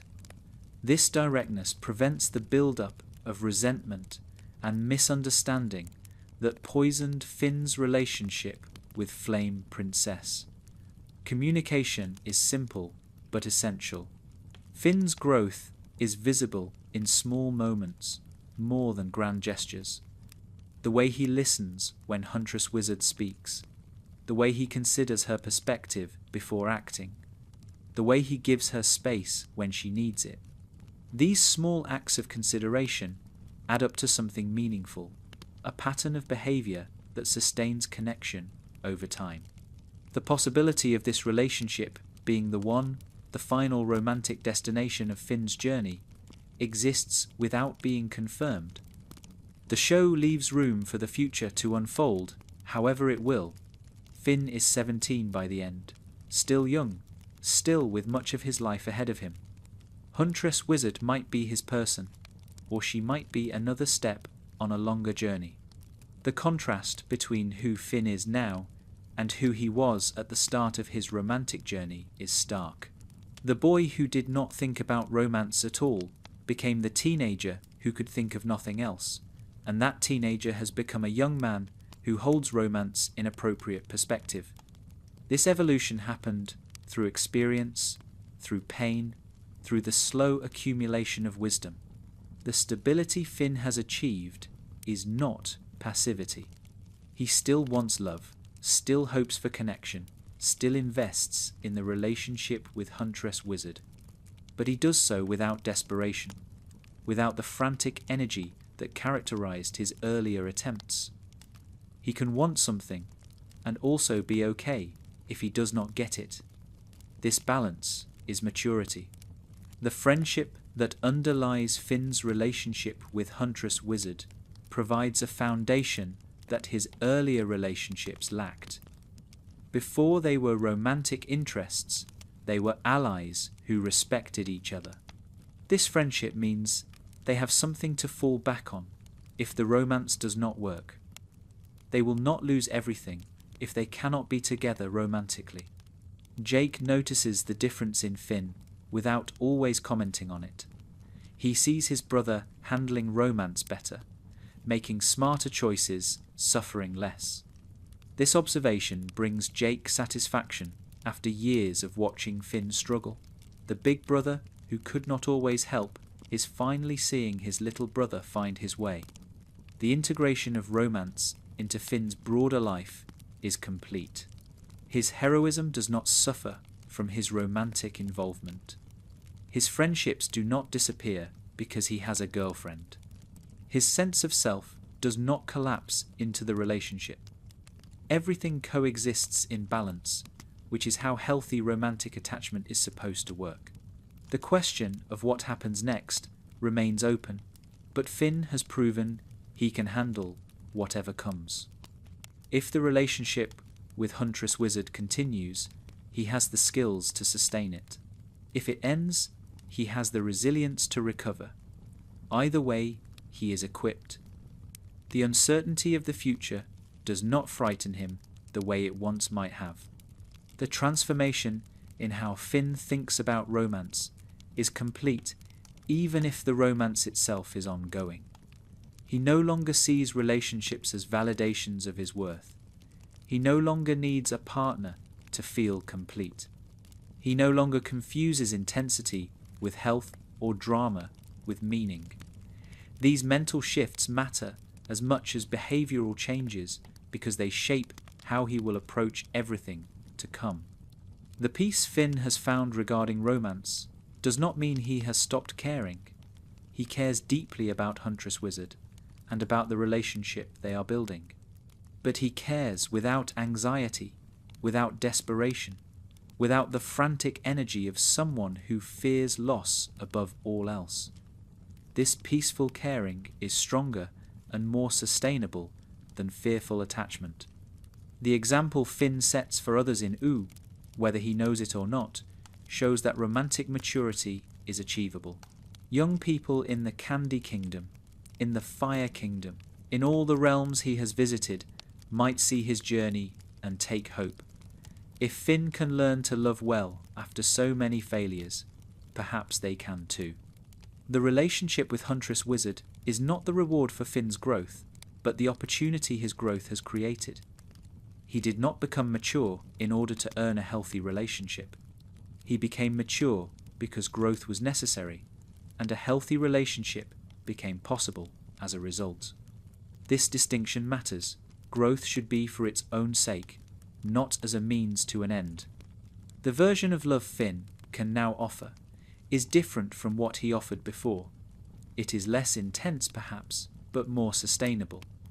It asks less of the other person and gives more consistently. It can weather difficulty without collapsing. This mature love may feel less romantic in the dramatic sense, but it is more real in the practical sense. The lessons Finn learned from Princess Bubblegum shaped everything that came after, even though he did not realize it at the time. From her, he learned that wanting someone is not enough, that the other person's feelings are not something you can earn through effort or deserve through virtue. This lesson was painful but necessary, the foundation on which all future growth would rest. The rejection Finn experienced from Princess Bubblegum was not cruel. She never mocked him or exploited his feelings. She simply did not return them, which was her right. Understanding this, truly understanding that no one owes you their love, took Finn years. It is a lesson many people never learn, spending their lives feeling owed affection they have not earned. What Finn learned from Flame Princess was different and in some ways more difficult. He learned that having someone's love is not the end of the work but the beginning. He learned that relationships require ongoing effort, respect, and consideration. He learned that his own behavior matters, that being a good person in general does not excuse being a bad partner in specific. The betrayal Finn committed against Flame Princess taught him about the damage carelessness can cause. He did not intend to hurt her, but his intentions did not matter. The harm was real, regardless of what he meant. This is a hard lesson for young people, who often think that good intentions should count for something. They do not, or at least not as much as actions. The time Finn spent alone after Flame Princess was perhaps the most important period in his romantic development. Without a relationship to focus on, he had to face himself, had to develop a sense of identity that did not depend on being someone's boyfriend. This solo work is easy to skip, but essential to complete. You cannot be a good partner if you are not first a whole person. The various minor romantic interests and flirtations that Finn experienced taught him that romance exists on a spectrum. Not every attraction needs to become a relationship. Not every connection needs to be pursued to its conclusion. Some people are fun to flirt with and nothing more. Some attractions are pleasant to feel and then release.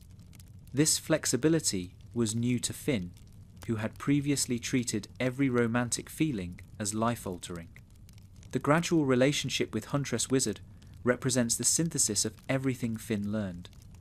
He approaches her with patience learned from the bubblegum rejection. He treats her with respect learned from the Flame Princess failure. He maintains his own identity as learned during his time alone. He takes things slowly as learned from minor experiences.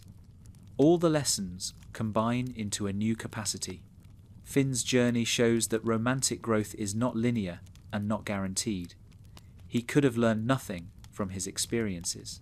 He could have repeated the same mistakes indefinitely.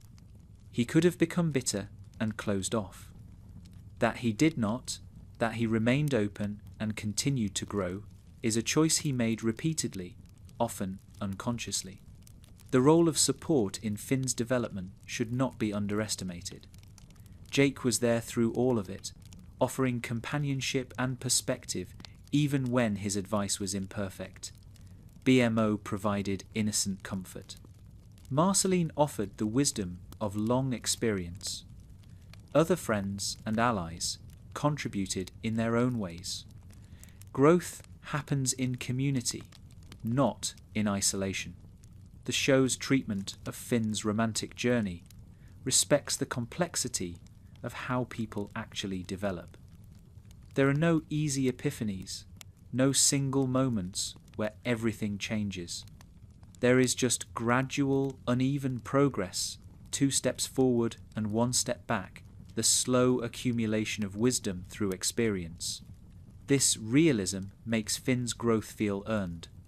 The romantic wisdom Finn has gained by the series' end includes knowing that love is not enough, that compatibility matters, that communication is essential, that both people need to be whole individuals, that respect must flow both ways, and that healthy relationships often lack the drama of unhealthy ones. These are lessons many adults have not learned. Finn learned them by 17.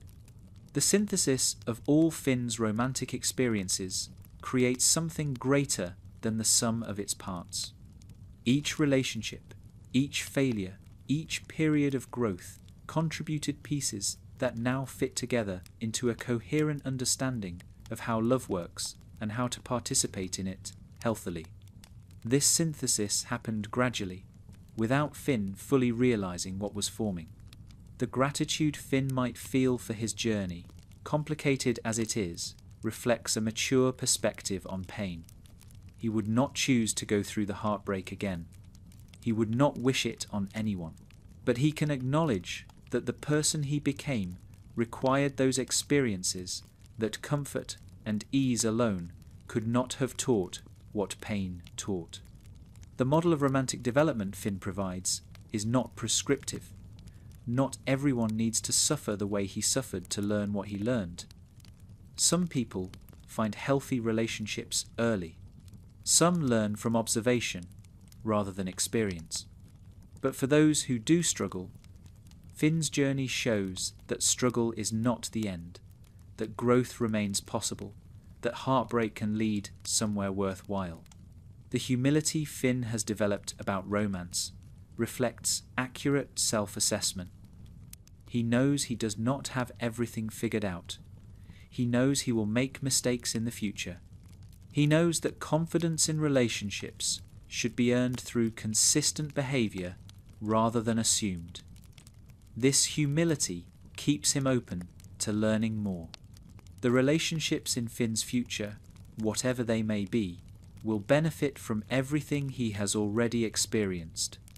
He enters each new romantic possibility with knowledge that he lacked before, with skills that he has developed, with a capacity for love that has been tested and proven. The past prepares him for what is to come. The story of Finn's romantic journey is not exceptional.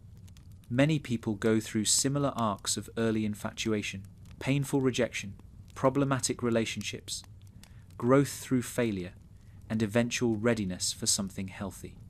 Finn's story resonates because it reflects common human experience translated into the language of a fantasy world.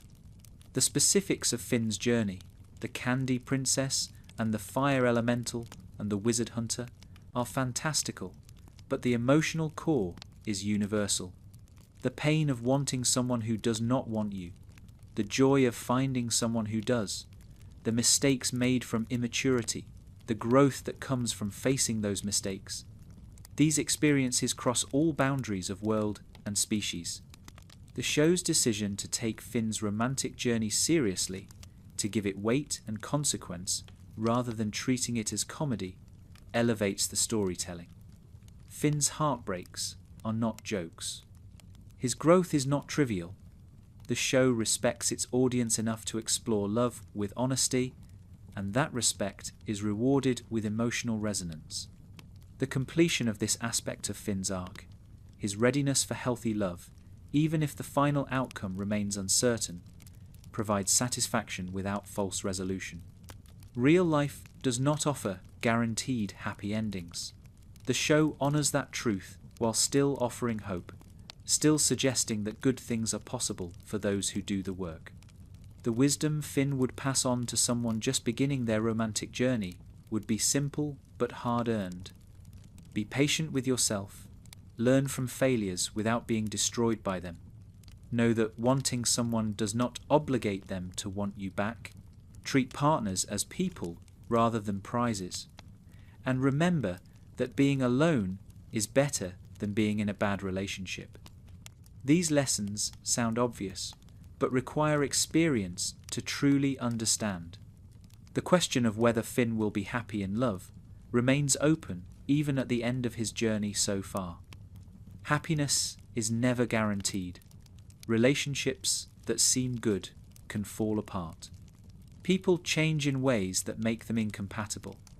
But Finn has given himself the best possible chance by doing the work, by learning the lessons, by becoming someone capable of sustaining love if it is offered. The reflection Finn might do on his own journey reveals a pattern he could not see while living it. Each relationship taught him something specific. Each failure prepared him for something better. The pain, which felt meaningless at the time, was actually shaping him. This retrospective understanding does not make the pain worth it exactly, but it makes the pain comprehensible. Princess Bubblegum was never going to be with Finn, and that was not a tragedy, but a redirection. If she had somehow returned his feelings, their relationship would have been troubled by the same imbalances that made her reject him in the first place. Her refusal spared them both a more painful eventual failure. The universe, in its way, was protecting him from what he wanted. Flame Princess was right for Finn for a time, and the end of their relationship does not erase the value of what they shared. He learned from being with her, learned what it felt like to be wanted, learned what kind of boyfriend he was capable of being. The relationship failed because he was not yet mature enough to sustain it, but that does not mean it should not have happened. The failures in Finn's romantic past do not define him. They informed him, shaped him, contributed to who he became, but they are not the sum of who he is. A person is more than their romantic history. Finn is a hero, a brother, a friend, a citizen of Oo. His romantic struggles are one thread in a larger tapestry of identity. The growth Finn achieved is not complete and probably never will be. He will continue to learn, continue to make mistakes, continue to grow. The journey does not end at 17 or at any age. Relationships will continue to teach him things he does not yet know. The capacity for growth is not something you develop once and then possess forever. It requires ongoing cultivation. Huntress Wizard, if she remains part of Finn's life, will teach him things he cannot anticipate. Every partner brings new challenges, new opportunities for growth, new lessons about love and about himself. The learning never stops for those who remain open to it. Finn has demonstrated that openness, which means his education in love, will continue. The model Finn provides for viewers is not one of easy success, but of persistent effort. He shows that romantic failure does not mean romantic doom. He shows that you can learn from pain if you choose to. He shows that growth is possible even when it seems impossible. These lessons matter for anyone watching who has experienced their own romantic difficulties. The romantic journey is only one part of Finn's larger coming of age. He has also grown as a hero, as a friend, as a person facing complex moral situations. His romantic development parallels his development in other areas, all of it part of the transition from child to adult. The show treats this transition with respect, acknowledging its difficulty while believing in its possibility. The future stretches out before Finn, full of unknown possibilities. He might end up with Huntress Wizard or someone else entirely. He might face new heartbreaks or unexpected joys. He might grow in ways he cannot imagine or struggle with challenges he has not yet encountered. The openness of this future is not a failure of the narrative, but a reflection of how life actually works. The wisdom Finn carries into this future includes acceptance of uncertainty. He cannot control whether love will work out. He cannot guarantee that his growth will prevent all future pain. What he can do is approach whatever comes with the tools he has developed, the patience he has learned, the respect he has cultivated. This is enough. This is all anyone can do. Finn's romantic journey ends, for now, in a place of readiness rather than completion. He is not done growing, not done learning, not done becoming who he will be. But he has come so far from the boy who did not think about romance at all, through the teenager who thought about it too much, to the young man who can hold it in perspective. This arc is complete even as his life continues. The night settles over U, and somewhere in that world, Finn is living whatever comes next. Maybe he is with Huntress Wizard, sharing a quiet moment. Maybe he is on an adventure, facing danger with courage. Maybe he is in the treehouse, talking with Jake about nothing in particular. Wherever he is, he carries with him everything his romantic journey has taught him. The lessons of love are hard to learn and easy to forget.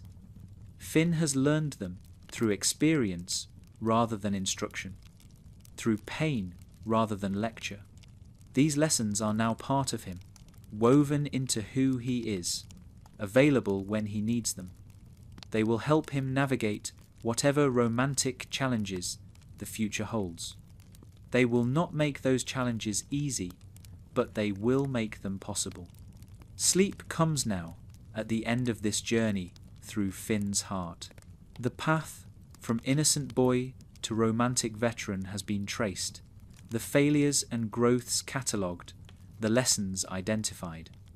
What remains is the quiet satisfaction of a story that ends not with definitive closure, but with openness, with possibility, with the sense that life continues beyond what any story can contain. The night wraps around the land of U, and somewhere in that world, Finn rests. He has come so far from the boy who first appeared on screen, full of enthusiasm and innocence, unaware of what awaited him. The romantic trials he faced were real. The pain he experienced was real, and the growth he achieved was real. All of it matters. The people who shaped Finn's romantic journey remain part of his world in various ways. Princess Bubblegum is still a friend and ally. Their earlier dynamic transformed into something more honest and sustainable. Flame Princess rules her kingdom, having become someone Finn respects from a distance. Huntress Wizard may be beside him, or may be in her woods, but she remains a possibility, a hope, a connection worth nurturing. Jake, who witnessed everything, who supported Finn through every failure and celebrated every recovery, continues to be the constant in Finn's life that romantic partners come and go around. Their brotherhood is the foundation on which Finn builds everything else. No romantic relationship has ever threatened this bond, and none ever will. The treehouse stands in the night, a home that has sheltered Finn through all his romantic adventures.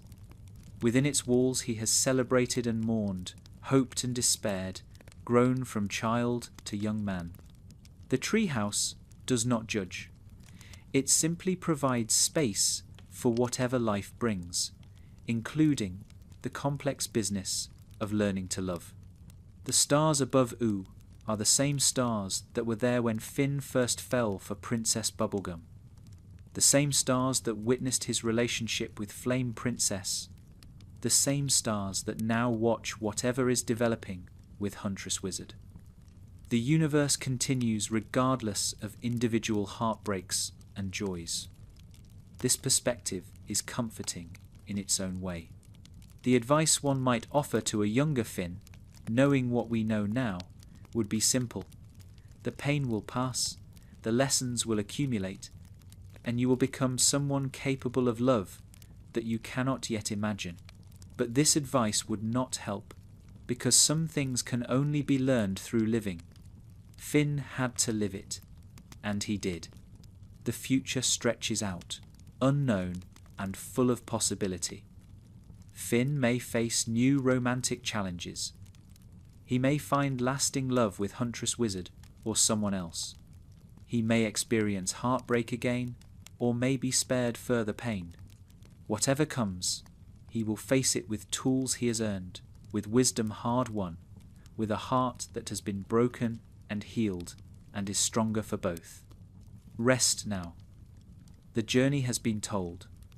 Finn's romantic story, like all romantic stories, is incomplete because life is incomplete. But the arc is visible, the growth is real, and the hope remains. Somewhere in Oo, the sun will rise tomorrow, and Finn will continue becoming whoever he is meant to be. For tonight, that is enough. Sleep well.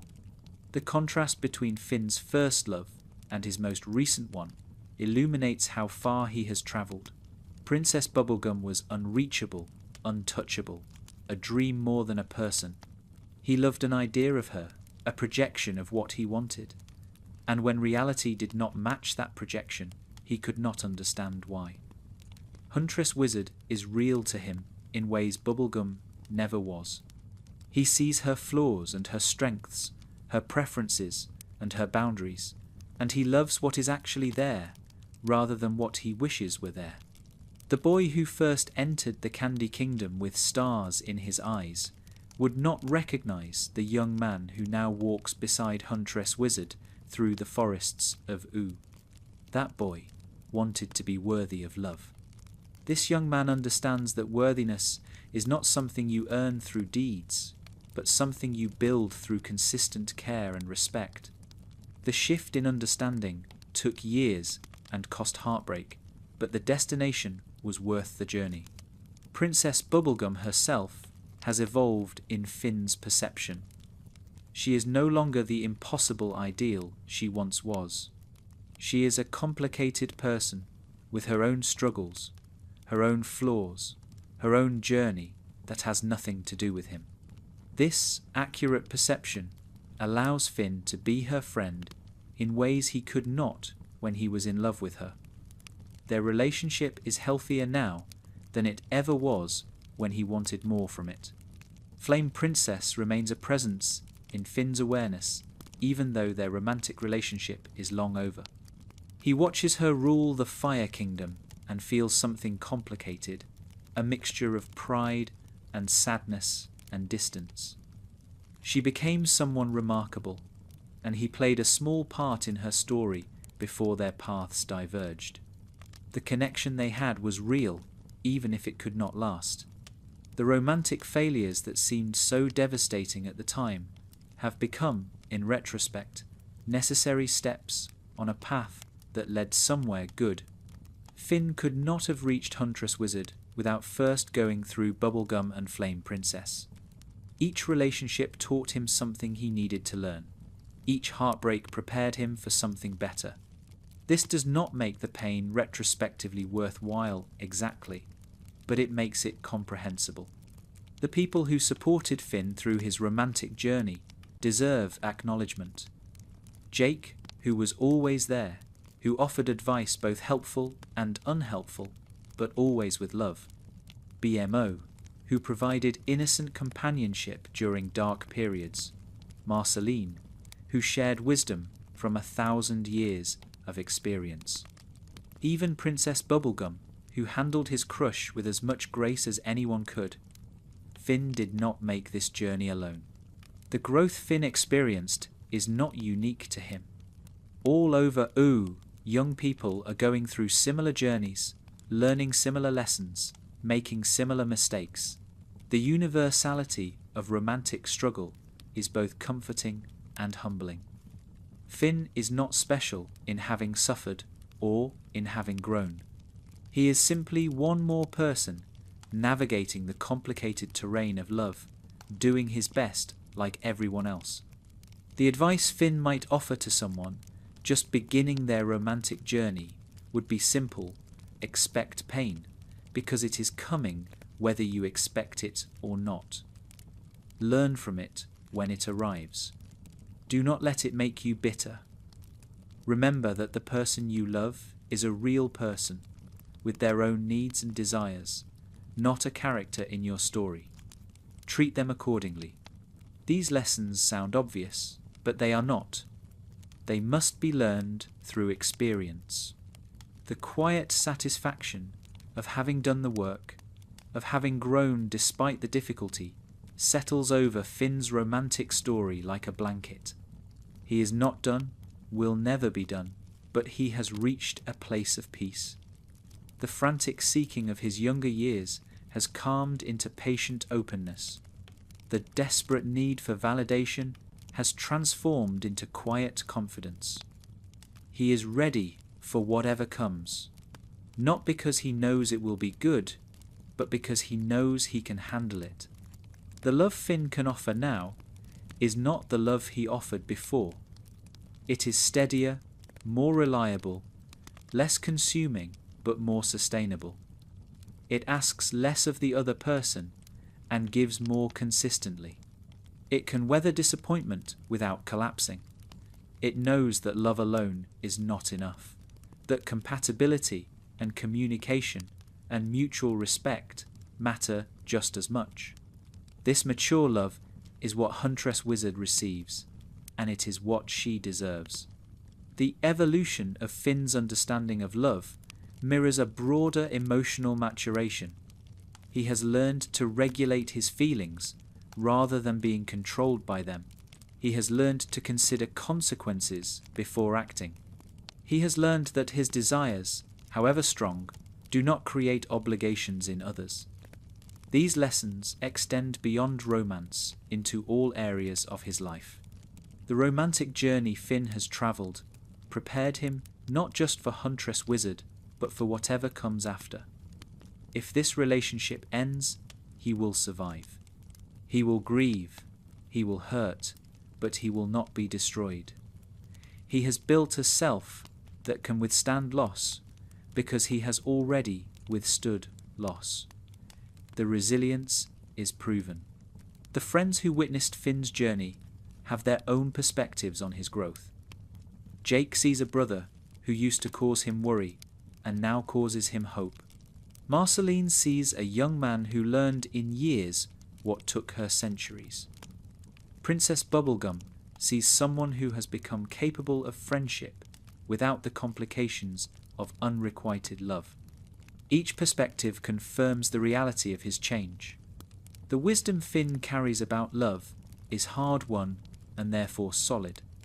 It did not come from books or advice, but from lived experience. It is written in his heart, in the language of pain overcome and lessons learned.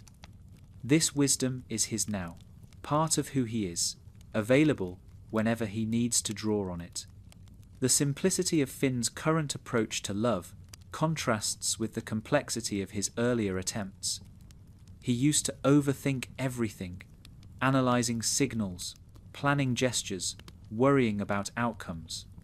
Now, he simply shows up, is present, and lets the relationship unfold naturally. This simplicity is actually harder to achieve than complexity. It requires trust. The gratitude Finn feels toward those who shaped his journey includes gratitude toward those who hurt him. Princess Bubblegum's rejection taught him essential lessons. Flame Princess's departure taught him more. Even his own mistakes, which caused him such shame, taught him things he could not have learned otherwise. Pain is a teacher if you let it teach. The future stretches out before Finn, filled with romantic possibility. He may stay with Huntress Wizard for years or forever. He may face new heartbreaks. He may find depths of love he cannot currently imagine. Whatever happens, he will face it with tools his younger self did not have. The future is uncertain, but his readiness is not. The night deepens over Ooh, and Finn's romantic story settles into the landscape like any other story, one thread in the vast tapestry of love and loss that makes up the world. His story matters not because it is exceptional, but because it is not. Every person who has loved and lost and grown again can see themselves in Finn's journey.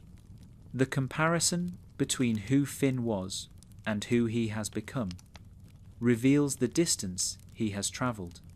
The boy who worshipped from afar has become a man who loves up close. The teenager who could not handle rejection has become a young adult who can weather disappointment. The partner who caused harm through carelessness has become someone capable of consistent care. The relationship between romantic maturity and overall maturity is clear in Finn's case. He grew up in all areas together. His romantic development paralleled his development as a hero, as a friend, as a person facing moral complexity. The threads are woven together, each supporting the others. The satisfaction of completion settles gently over Finn's romantic arc, not completion in the sense of being finished, but completion in the sense of reaching a stage worth pausing at. He has become someone capable of love. What remains is living that capability, applying it, seeing where it leads.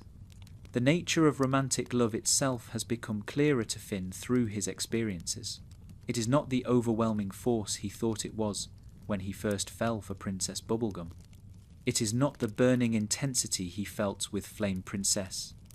It is something quieter and more sustainable, a choice made daily rather than a feeling that sweeps you away. Understanding this changes how Finn approaches relationships. The difference between infatuation and love is something Finn learned the hard way. Infatuation is intense but shallow, based on imagination rather than knowledge. Love is calmer but deeper, based on actual understanding of who the other person is. His feelings for Princess Bubblegum were infatuation. His feelings for Huntress Wizard are love. The distinction matters because infatuation fades while love can last. The role of choice in love is something Finn did not understand when he was younger. He thought love was something that happened to you, a force beyond control. Now he understands that love involves daily choices, choices to be patient, to communicate, to prioritize the relationship, to show up even when it is hard. These choices are not romantic in the dramatic sense, but they are what actually sustains connection. The compatibility Finn has with Huntress Wizard is not just emotional, but practical. They share interests, share values, share a way of being in the world. This compatibility was missing from his earlier relationships. Princess Bubblegum lived in a different world of science and politics. Flame Princess lived in a world of fire and royal duty. Huntress Wizard lives in the same world Finn does, the world of adventure and freedom. The communication between Finn and Huntress Wizard flows more easily than it did in his previous relationships. They say what they mean. They ask for what they need. They address problems before they become crises. This communication did not come naturally to Finn. He had to learn it through the failures of relationships where things went unsaid and resentments built up. The trust Finn has in Huntress Wizard is built on evidence rather than hope. He has seen her act with integrity over time. He has seen her keep her commitments. He has seen her treat him with consistent respect. This evidence-based trust is more solid than the hope-based trust he had in earlier relationships, which collapsed when tested.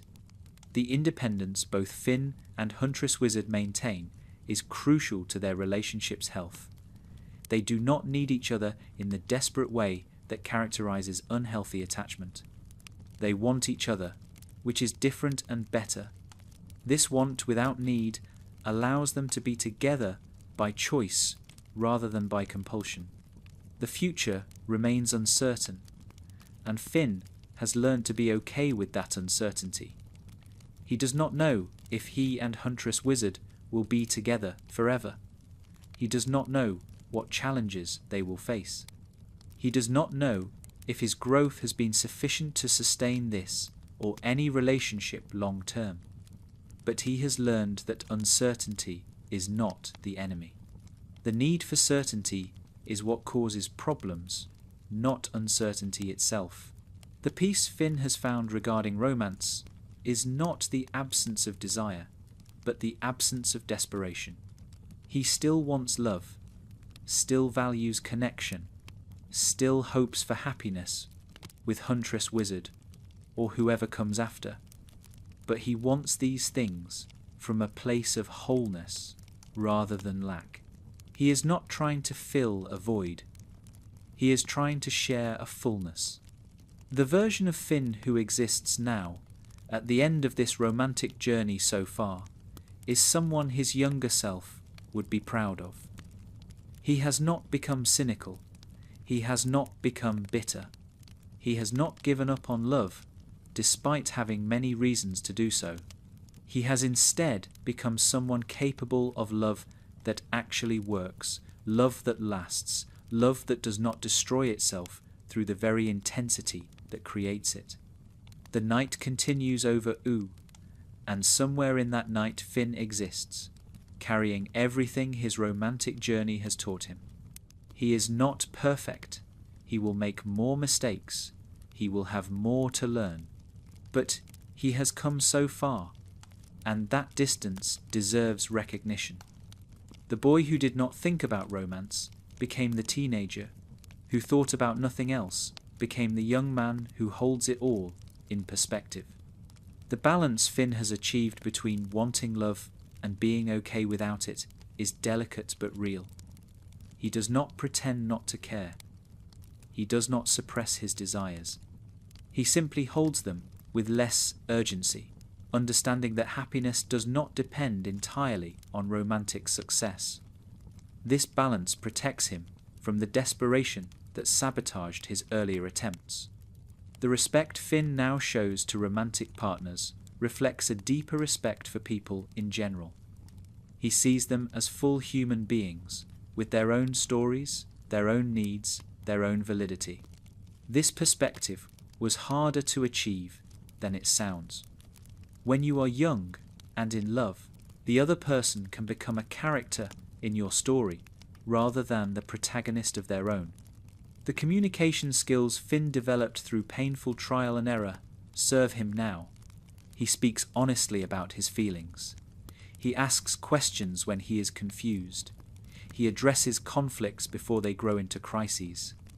These skills seem simple, but required years of failure to develop. The emotional regulation Finn has learned allows him to experience feelings without being controlled by them. He can feel jealousy without acting possessively. He can feel fear of loss without becoming clingy.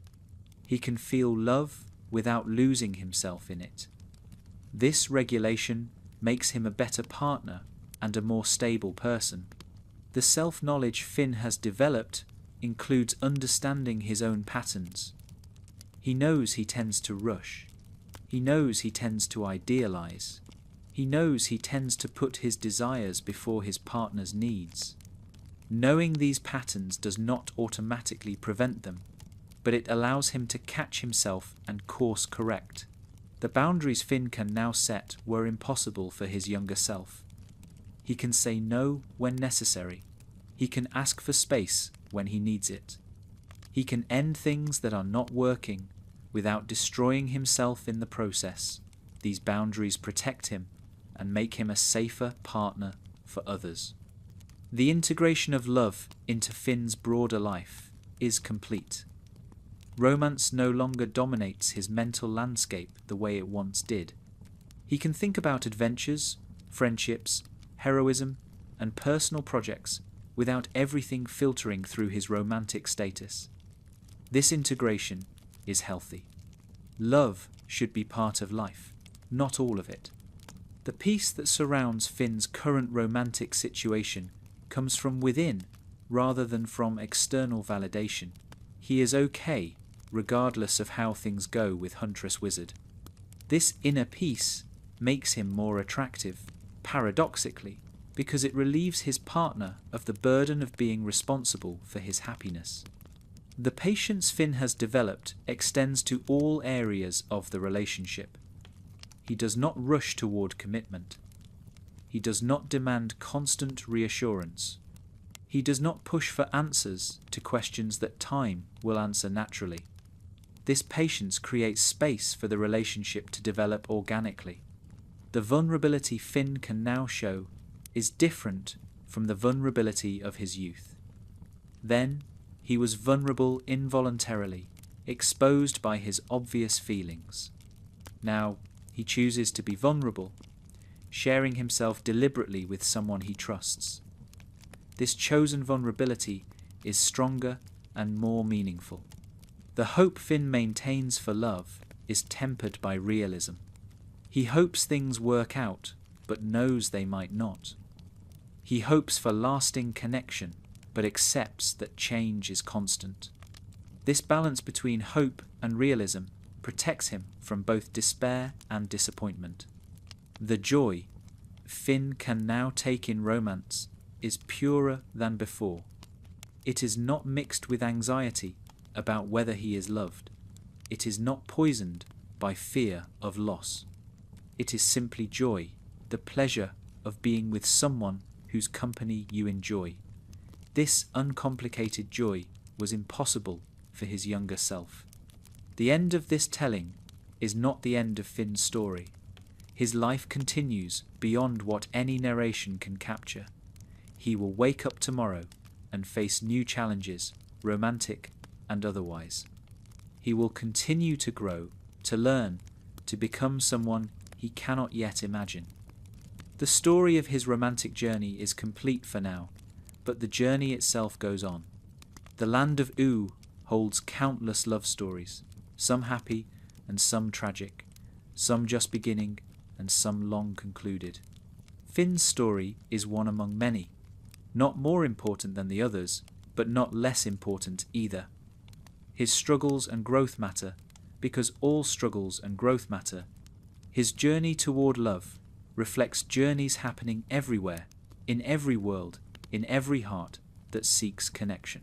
The characters who shaped Finn's romantic story continue their own lives.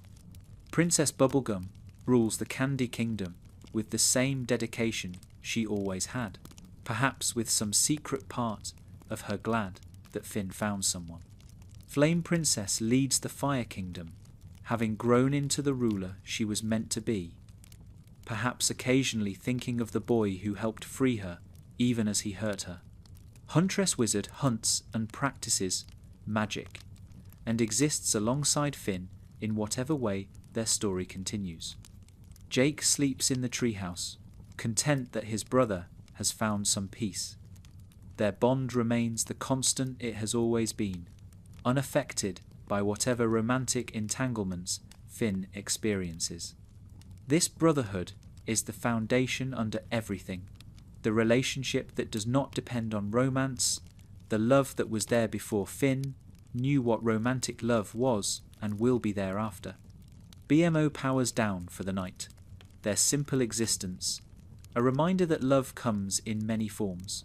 Finn's love for BMO is not romantic, but is no less real. The household they share, the three of them, is a family in its own right. Romantic love matters, but it is not the only love that matters.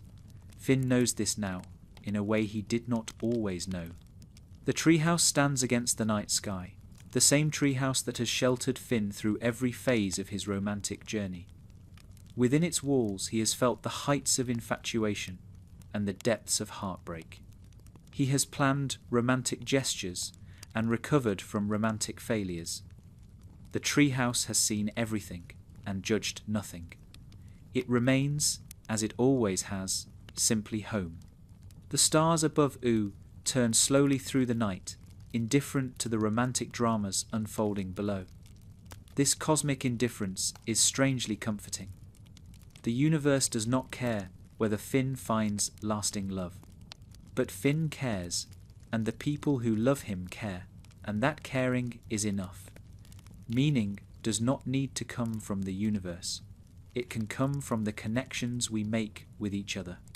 The quiet that settles over Oo as night deepens is the quiet of a world at rest.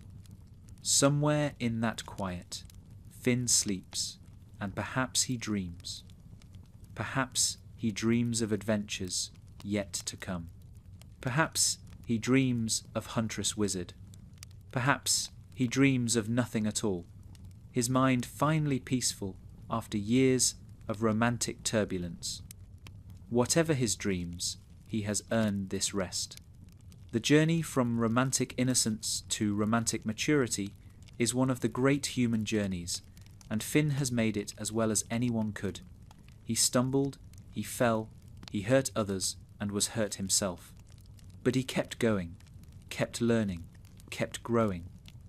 The destination he has reached is not a final answer, but a new beginning, a place from which better journeys are possible. The morning will come, as it always does, and with it new possibilities. Finn will rise and face whatever the day brings. He will continue to be a hero, continue to be a friend, continue to be whatever Huntress Wizard needs him to be. His romantic story will continue to unfold in ways no one can predict. But tonight, there is rest. Tonight, there is peace. Tonight, the journey pauses so the traveller can sleep. Let the facts of Finn's romantic journey settle into memory as sleep approaches. The crush on Princess Bubblegum, the relationship with Flame Princess, the betrayal and its consequences, the time alone, learning to be whole, the gradual opening to new possibilities, the connection with Huntress Wizard. Each phase led to the next, each lesson prepared for the following one. The arc is complete, even as the story continues. The love that Finn has learned to give is not flashy or dramatic. It is steady and real. It shows up day after day. It communicates when communication is hard. It respects the other person as a full human being with their own needs and desires. This love is not the love of fairy tales, but it is better. It is the love that actually works, the love that actually lasts, the love that Finn earned through pain and growth. Sleep now, knowing that Finn sleeps too, somewhere in Ooh. His romantic journey has been told, his lessons have been shared, his growth has been honoured. What remains is silence and rest, the quiet satisfaction of a story well told and a journey well travelled. The land of Ooh fades into dream, and Finn fades with it, carrying forward everything love has taught him. May your own romantic journeys, wherever they lead, teach you what Finn learned. That wanting is not enough, that love requires work, that failures are teachers, that growth is possible, that patience matters, that the right person at the wrong time is not the right person, that being alone is better than being in something wrong, that love, when it works, is worth everything it costs to find. The lessons drift like leaves falling slowly through still air. Each one settles where it will, perhaps taking root in memory, perhaps floating away into forgetting. Not every lesson needs to be remembered consciously. Some become part of how you think, how you feel, how you love. They integrate without effort. The comfort of knowing that Finn found his way can extend to you. If he could navigate from hopeless infatuation to healthy love, so can anyone. The path is not easy, the path is not straight, but the path exists, and it can be walked. Finn's story is proof that romantic growth is real. Sleep well, dream gently, let the night carry you where it will. Finn's story will be here when you wake, along with all the other stories of love and loss and growth that make adventure time what it is. For now, rest. The adventures, romantic and otherwise, can wait until tomorrow. The land of Ooh sleeps, and somewhere in that sleeping world, love continues its eternal work, bringing people together, breaking hearts, teaching lessons, making connections that matter. The cycle will begin again tomorrow, as it always does. But for tonight there is only peace, only rest, only the quiet satisfaction of a journey told and a lesson shared.